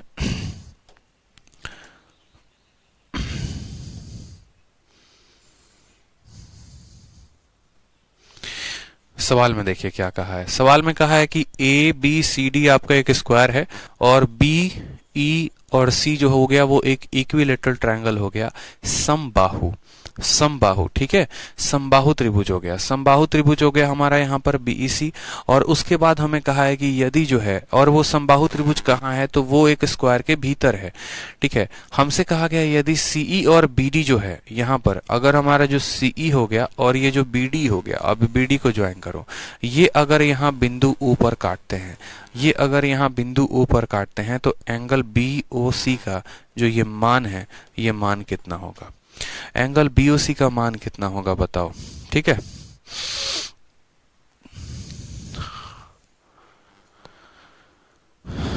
समझ में आ गया बात। अब यहाँ पर देखते चलो जरा सवाल। तो मैंने आपसे क्या कहा, मैंने आपसे कहा कि ए बी सी डी हमारा क्या है, तो ए बी सी डी हमारा एक क्या है, स्क्वायर है। स्क्वायर है तो प्रत्येक कोण कितने का होगा, 90 का होगा। ठीक है, प्रत्येक कोण कितने का होगा, 90 का। हमारा बीईसी जनाब क्या है, तो बीईसी बोलेंगे कि सर जो बीईसी हो गया ना वो एक इक्विलेटरल ट्रायंगल है, समबाहु है, यानी ये वाला कोण हमारा हो जाएगा 60 का, ये भी कोण हमारा हो जाएगा 60 का, ये पूरा का पूरा हमारा हो जाएगा 60 का। अब मजे की बात यहीं पर आती है, मजे की बात मेरे भाई यहीं पर आती है। ठीक है, जरा देखो तो यहाँ पर ये जो बीडी है, ये बीडी क्या है, बस मुझे ये बताओ ये बीडी क्या है। ये बीडी जो है ये आपका वो बीडी नहीं है जो आपके मन में आ रहा है। बीडी मतलब ये साइड है, ये हमारा डायगोनल है, ये हमारा विकर्ण है।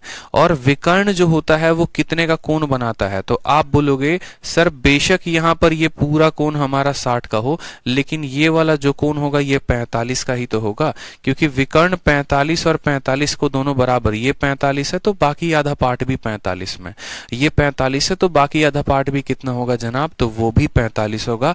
इस बात को ध्यान रखेंगे। दोबारा से समझा दे रहे हैं आपको, इस पॉइंट को समझिएगा। मैंने कहा कि यहां पर मैं किसको मिला रहा हूं, तो बी से लेकर डी तक, तो ये जो बीडी वाला कोण होगा ये कितना होगा, तो बोलोगे सर 45। यहां पर एंगल बीसीई वाला कोण कितना होगा, 60। ये 45 और ये 60, तो इन दोनों का मान कितना आएगा, 105। त्रिभुज अगर हम बात करें ट्रायंगल बीओसी में, तो ट्रायंगल बीओसी में जो एंगल बीओसी बनेगा, जो एंगल बीओसी बनेगा, त्रिभुज के तीनों कोनों का जोड़ 180 होता है, तो 180 में से आप 60 और 45 यानी 105 को घटा दो तो कितना आएगा, 75। आपका 75 जो होगा वो क्या होगा, करेक्ट आंसर होगा ऑप्शन नंबर बी। ठीक है, समझ में आ गया बात। यहाँ पे 60 डिग्री बना हुआ है तो 60 डिग्री ये भी है, ठीक है, और यहाँ पर ये 45 बनेगा। ठीक है, 45 बताने की तो आवश्यकता नहीं है कि एक डायगोनल का दोनों साइड जो है वो कितना बनता है, 45 और 45, तो आंसर कितना आएगा, 75 आएगा। ठीक है, चलो आ जाओ दूसरा प्यारा क्वेश्चन देखो, एग्जाम्पल नंबर 6। बड़ा ही प्यारा क्वेश्चन है, उल्टा सीधा आपको सर्कल और ट्रायंगल बना दिया है। बहुत बच्चे सोच रहे होंगे सर फोटो में गलती है, फोटो में गलती नहीं है, सवाल ही ऐसा है और बड़ा प्यारा सवाल है, बड़ा प्यारा सवाल है। देखो जैसे मैंने आपको क्या पढ़ाया, मैं भी थोड़ा चालाक इंसान हूं ना, मुझे पता है कि मेरे बच्चे जो हैं वो जो चीजें बताता हूं वो याद कर लेते हैं, समझना मेरी बात को। ठीक है, तो आप लोगों से थोड़ा सा चालाक मैं हूं, हमेशा एक कदम आगे रखता हूं आप लोगों को। ठीक है, होता नहीं है, देखो मेरी कहानी ऐसी है ना, मैं आपको समझाऊं। ठीक है, कहानी ऐसी है कि यूं समझ लो कि अगर मुझे आपको हिमालय पे चढ़ाना है और अगर मुझे आपको ऐसे समझ लो कि 5000 किलोमीटर की चढ़ाई करानी है, तो मैं पहले दिन ही नहीं बोलूंगा आपको कि आपको 5000 किलोमीटर पहुंचाना है, नहीं तो पहले दिन ही आप हार जाओगे, टूट जाओगे, बिखर जाओगे। ये सुनते ही यार मास्टर पागल आदमी है यार, इतना ऊपर चढ़ाने का बात कर रहा है। पहले दिन तो हम बोलते ठीक है अभी थोड़ा सा चढ़ाई है, चढ़ लो, क्योंकि ये चीजें है ना, बस यहाँ पर ऐसे समझ लो कि जब मैं बचपन में वैष्णो देवी जा रहा था, पापा के साथ जा रहा था, तो वहां पर जब जा रहा था ना, तो मैं बार बार पापा से पूछूंगा, पापा और कितना दूर है माता रानी का दरबार, तो बोलते बस आ गया। ठीक है, फिर पूछते कितना दूर है, तो बस आ गया। करते करते एक नन्हे से बच्चे को पूरा का पूरा पैदल पहाड़ वो चढ़वा दिए। बताओ, पूरा पहाड़ पैदल चढ़वा दिया। तो वही कहानी है, अगर मैं आपको ये बोल दूं कि आपको ये कंसेप्ट पढ़ना है, आप पहले दिन ही हिम्मत टूट जाओगे। ठीक है, जनरली पहले हमने क्या पढ़ाया आपको, आप खुद बताओ। ठीक है, जनरली पहले हमने क्या पढ़ाया, क्वेश्चन आपको, पहला क्वेश्चन हमने आपको ये पढ़ाया कि देखो एक स्क्वायर है और उसके अंदर, ठीक है, आपको समझ में आ जाएगा जो हम एग्जांपल देना चाह रहे हैं वो किससे रिलेट कर रहे हैं, क्यों कर रहे हैं, क्या कह रहे हैं। ठीक, ये पहला फोटो आपने पढ़ा, फिर दूसरा फोटो आपने क्या पढ़ा, दूसरा फोटो आपने ये पढ़ा। ठीक है,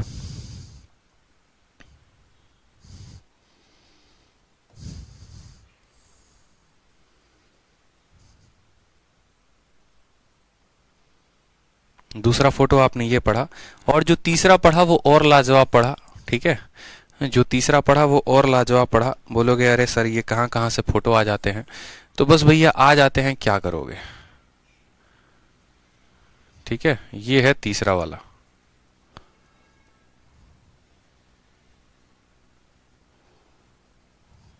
बस बहुत शानदार। अब जरा गौर से देखो, तो इस वाले फोटो को आपको हमने पढ़ाया बड़े अच्छे तरीके से, आपने इसको सीखा भी, आपने इसको समझा भी कि यदि एक स्क्वायर के अंदर एक सर्कल हो, तो उसको क्या कहते हैं, इन सर्कल। उसी तरीके से यहां पर दूसरा वाला प्रॉपर्टी हमने पढ़ाया ABCD, यदि एक स्क्वायर के बाहर सर्कल हो तो क्या कहते हैं, उसको कहते हैं सर्कम सर्कल। आप इन दोनों में खुश हो गए, ठीक है। लेकिन मुझे आपको असलियत में पढ़ाना ये वाला सवाल था, और ये वाले सवाल को पढ़ाने के लिए मुझे पहले ये दोनों बताना पड़ता, ठीक है। अगर मैं पहले ही आपको ये सवाल देता तो आप वहीं पर धाराशाही हो जाते, टूट जाते, बिखर जाते, क्योंकि ये आपका प्रीवियस ईयर का सीजीएल मेंस का क्वेश्चन है जो आपको ये पूछा गया है। और सीजीएल मेंस के साथ साथ ये आपके सीडीएस के भी एग्जाम में पूछा गया है और बाकी परीक्षाओं में भी पूछा गया है, ठीक है। और वहां ये फोटो नहीं दिया गया था, वहां पर आपको सवाल में ऐसे कहा गया है कि ABCD आपका एक स्क्वायर है जिसकी भुजा जो है वो 10 है, उसके अंदर एक सर्कल बनाई गई है, और सर्कल इस तरीके से बनाई गई है कि सर्कल जो है वो वर्टेक्स A पर और वर्टेक्स D पर, यानी ये दो वर्टेक्स पर टच करती है और साइड BC को टच करती है। अब 2 मिनट तो आपको सोचने में लग जाएगा कि ससुरा वो कौन सा सर्कल है जो ऐसे टच करेगा, A पर टच करेगा, D पर टच करेगा और BC को टच करेगा, तो वो यही वाला सर्कल होगा। समझ में आया बात, ठीक है।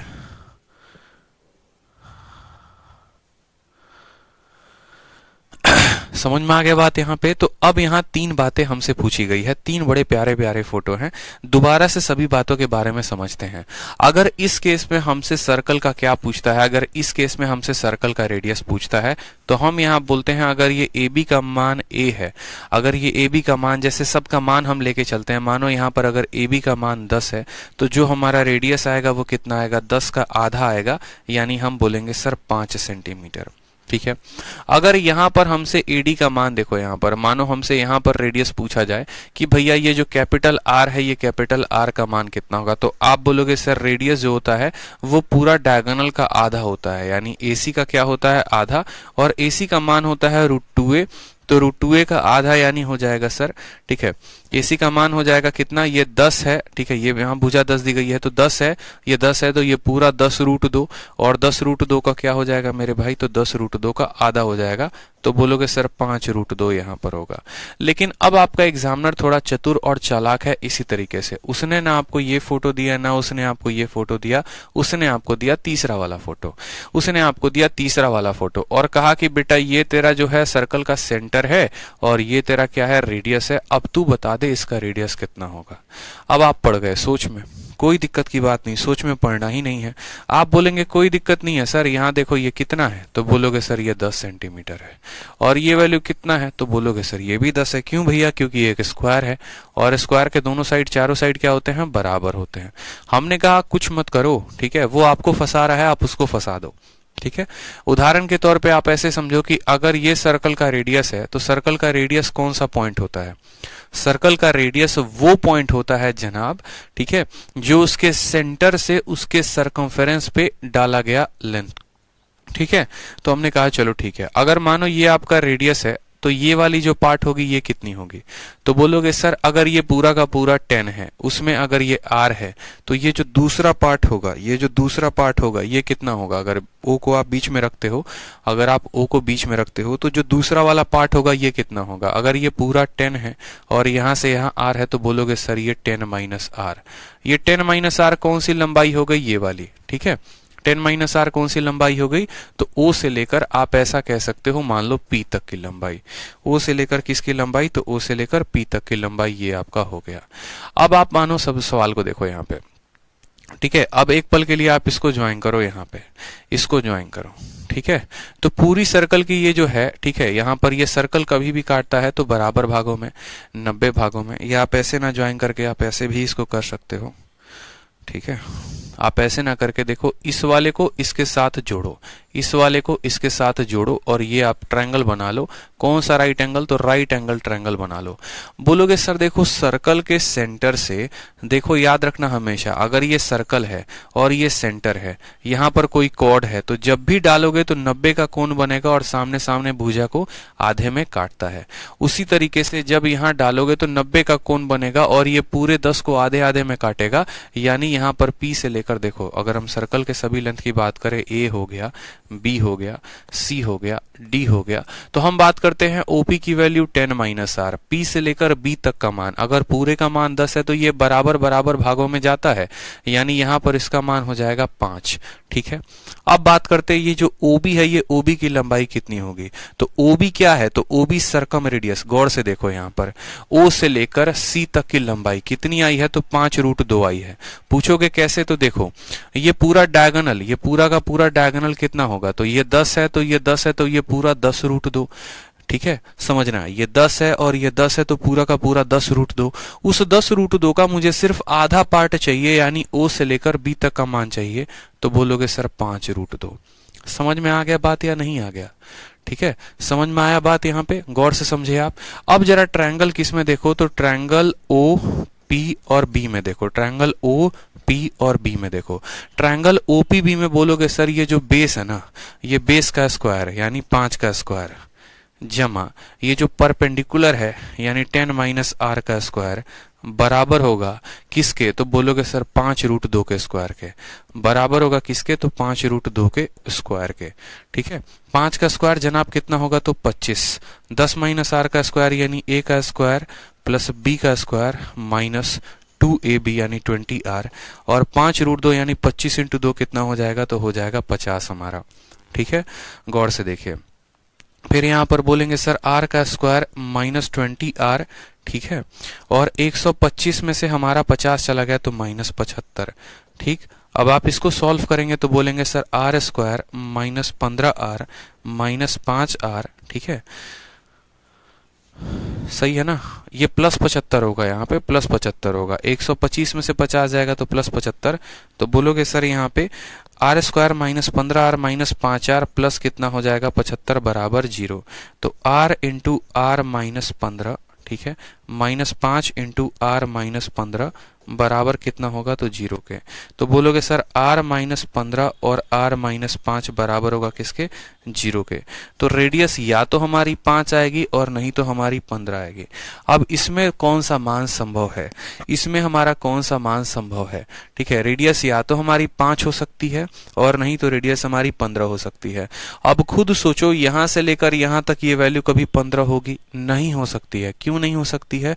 अरे यार, जब हाइपोटेनस ये आपका 5√2 है, हाइपोटेनस का मतलब ये 7 के करीब में है, तो 15 कैसे हो सकता है? यानी 15 सही ना होकर हमारा रेडियस कितना होगा, 5 होगा। 15 सही ना होकर हमारा रेडियस कितना होगा, 5 होगा। ठीक है, यहां पर इस सवाल में तो लंबाई कितनी दी गई थी, ABCD is square tangent radius of circle. सवाल में कहीं गलती कर दी है क्या हमने? 10 दिया गया है, तो अगर ये हमारा रेडियस है तो हमने इसको 10 माइनस आर माना है, ये 5 माना है। 10 और 10, 10√2 का आधा 5√2, 5 का स्क्वायर प्लस 10 माइनस आर का होल स्क्वायर बराबर 5 का स्क्वायर 25, 10 का square a square plus b square minus 2ab 20r बराबर 50, 25, 50। 125 में से गया r square minus 20r plus 75।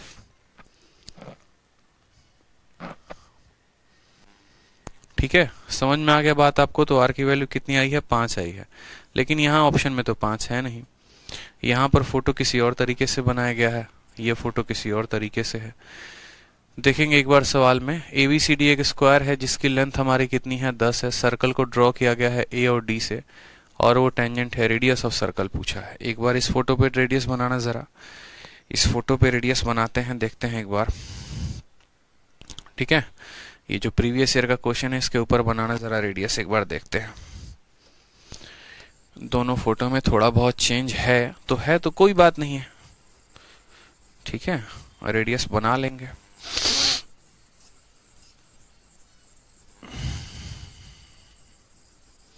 बड़ा प्यारा क्वेश्चन है, इस बात को ध्यान रखो, बहुत प्यारा क्वेश्चन है, बहुत प्यारा क्वेश्चन है। इसका आंसर जो आएगा वो आएगा आपका 6.25 according to previous year. But देखते हैं क्या है, कहीं ना कहीं तो कुछ ना कुछ तो मिस्टेक की है हम लोगों ने। ठीक है, अपने मिस्टेक को देखा जाए। सवाल में हमसे क्या कहा गया है? सवाल में हमसे कहा गया है यहाँ पर कि ABCD आपका एक स्क्वायर है जिसकी लंबाई 10 है। एक सर्कल को आपने कहाँ से बनाया है? A से और D से, और टेंजेंट BC पर है। हमसे रेडियस ऑफ सर्कल पूछा गया है। अगर हमें यहाँ पर इसका जो रेडियस है वो रेडियस निकालना है तो ये हमारा क्या हो जाएगा? सर्कल का रेडियस हो जाएगा ना। अगर हम इस पॉइंट को सेंटर मानते हैं तो सर्कल का रेडियस हमारा ये भी होगा, सर्कल का रेडियस ये भी होगा, सर्कल का रेडियस ये भी कह सकते हो आप, यहाँ पे सर्कल का रेडियस ये कह सकते हो। ये सारे के सारे पॉइंट क्या है? हमारे सर्कल के रेडियस हैं। ठीक है, यहाँ पर मुझे कहीं ना कहीं लग रहा है कि मैंने कहीं ना कहीं सॉल्यूशन में गड़बड़ किया है। ठीक है, अगर ये मानो पूरा का पूरा 10 है ना, ठीक है, और यहां से लेकर यहां तक है तो 10 माइनस आर होगा।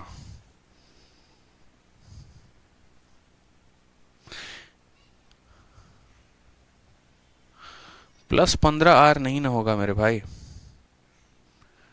कुछ ना कुछ तो गड़बड़ है। चलो कोई बात नहीं, हम लोग यहाँ पर सुधारते हैं। इस सॉल्यूशन को अभी रहने देते हैं यहीं पे, हम बाद में देखते हैं। हम यहाँ पर दोबारा से बना के फोटो को देखते हैं हमने गड़बड़ क्या किया है। तो हम इस बात को समझते हैं कि अगर इस पॉइंट को हम O मानते हैं तो O से लेकर D तक, O से लेकर C तक, O से लेकर यहाँ पर ये जो B है ना, ये रेडियस नहीं होंगे। देखो रेडियस क्या क्या हो सकते हैं समझो। अगर आपका ये सेंटर है तो सेंटर से लेकर यहाँ सर्कल तक ये रेडियस है, सेंटर से लेकर सर्कल तक ये रेडियस है, या सेंटर से लेकर ये क्या है? रेडियस है। ये हमारे सभी के सभी क्या है? रेडियस हैं। तो हम कह सकते हैं भैया ये हमारा क्या हो गया? सर्कल का रेडियस हो गया। ठीक है, हमने कहा कि पूरे सर्कल की जो लंबाई है वो 10 है, यानी यहां से लेकर यहां तक लंबाई 10 है। तो यहां पर जो हमने O माना है, इस O को जरा यहां से हटाओ, इस O को हटा के यहां पर लिखो, तो ये वाली जो वैल्यू आ जाएगी ये कितनी आ जाएगी? तो बोलोगे सर अगर पूरा का पूरा यहां पर देखो, पूरा का पूरा क्या है? ये पूरा का पूरा हमारा 10 है, तो ये अगर हमारा R है तो ये कितना हो जाएगा? 10 माइनस R हो जाएगा। ये हमारा 90 पर काटता है। ठीक, अब 90 पर काटता है, साथ में यहाँ पर ये दोनों भुजाओं को बराबर बराबर भागों में बांटता है। तो दोनों भुजाओं को बराबर बराबर भागों में बांटेगा तो मेरे भाई ये कितना हो जाएगा? तो 5 हो जाएगा और ये 5 हो जाएगा, और साथ में ये सर्कल का रेडियस हो जाएगा। ये हमने गलती कर दी थी यहाँ पे, यही गलती यहाँ पर की है जो हमें सुधारनी है। यहाँ पर गलती क्या की है जरा वो करेक्ट कर लो। हमें जिसमें पाइथागोरस लगाना था हमने पाइथागोरस उसमें ना लगा के हमने पाइथागोरस किसी और में लगा दिया। हमने क्या किया सवाल में, ये देखो इस सवाल में अगर हम बात करें, इस सवाल में अगर हम बात करें तो R सही है, 10 माइनस R सही है, ये 5 और ये 5 भी सही है। ठीक है, ये 5 और ये 5 भी सही है। अब यहाँ पर देखोगे तो दोनों फोटो में क्या है? ये 5 और ये 5 भी सही है।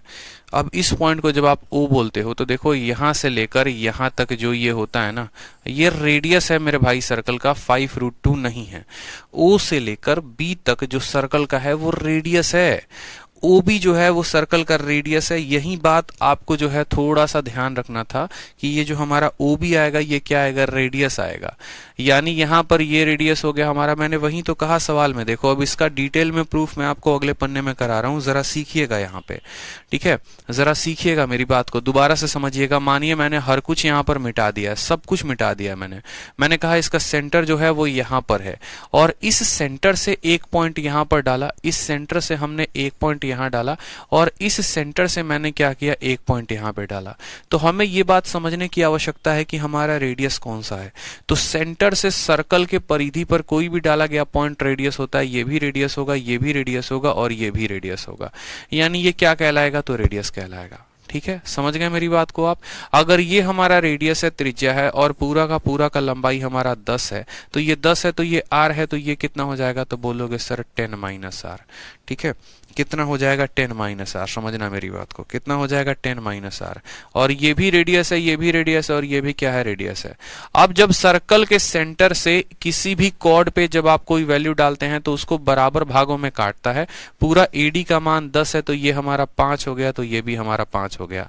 बस आप इस वाले ट्रायंगल में पाइथागोरस लगा दो। किस वाले ट्रायंगल में? तो इस लाल वाले ट्रायंगल में। लाल वाले ट्रायंगल में पाइथागोरस लगाओगे तो क्या बोलोगे? बोलोगे सर यहाँ पर बेस है 5, तो 5 का स्क्वायर जमा परपेंडिकुलर है 10 माइनस R उसका स्क्वायर बराबर होगा R के स्क्वायर के। 5 का स्क्वायर होता है 25, 10 का स्क्वायर हो जाएगा 100 plus R square minus 20R बराबर होगा किसके? तो R के स्क्वायर के। R का स्क्वायर से R का स्क्वायर खत्म। ठीक है, ये वैल्यू कितनी आ जाएगी? 125। 125 बराबर कितना होगा? तो 20R होगा। तो R की वैल्यू जो आएगी वो कितनी आएगी?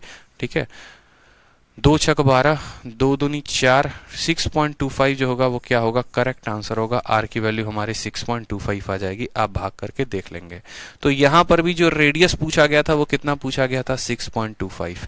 यानी यहां पर हमने बातें सीखी, और हमने यहां पर क्या सीखा, इस बात को समझेंगे।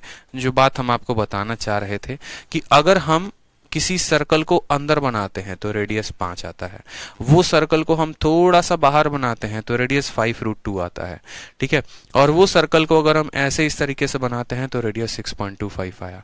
तो ये बात जो है थोड़ा सा देखना था हमें, ठीक है। इस तरीके से 3 अलग अलग सर्कल बना के हमारा एग्जामिनर हमसे क्वेश्चन पूछ सकता है। तो आज के लिए हमने जो पढ़ा वो क्या क्या पढ़ा, तो हमने पढ़ा यहाँ पर एक क्वाड्रिलेटरल के बारे में, फिर उसके बाद हमने अच्छे तरीके से पढ़ा कि स्क्वायर क्या होता है, स्क्वायर की प्रॉपर्टीज जानी। कल की क्लास में हम जो है, या नेक्स्ट क्लास में रेक्टेंगल, रेक्टेंगल के बाद पैरेललोग्राम, पैरेललोग्राम के बाद के रोम्बस, रोम्बस के बाद काइट, इस तरीके से 4 और प्रॉपर्टी को खत्म करके फिर हम एक्सरसाइज के क्वेश्चंस पे आ जाएंगे। शीट में अपलोड करवा दूंगा आप लोगों के लिए, तो परेशान नहीं होना है, ठीक है। किसी भी सूरत में परेशान नहीं होना है, मन लगाकर पढ़ते रहिए, शीट के लिए परेशान नहीं होंगे भाई, ठीक है। ध्यान रखें अपना, खुश रहें, मस्त रहें, love you all, take care, ठीक है।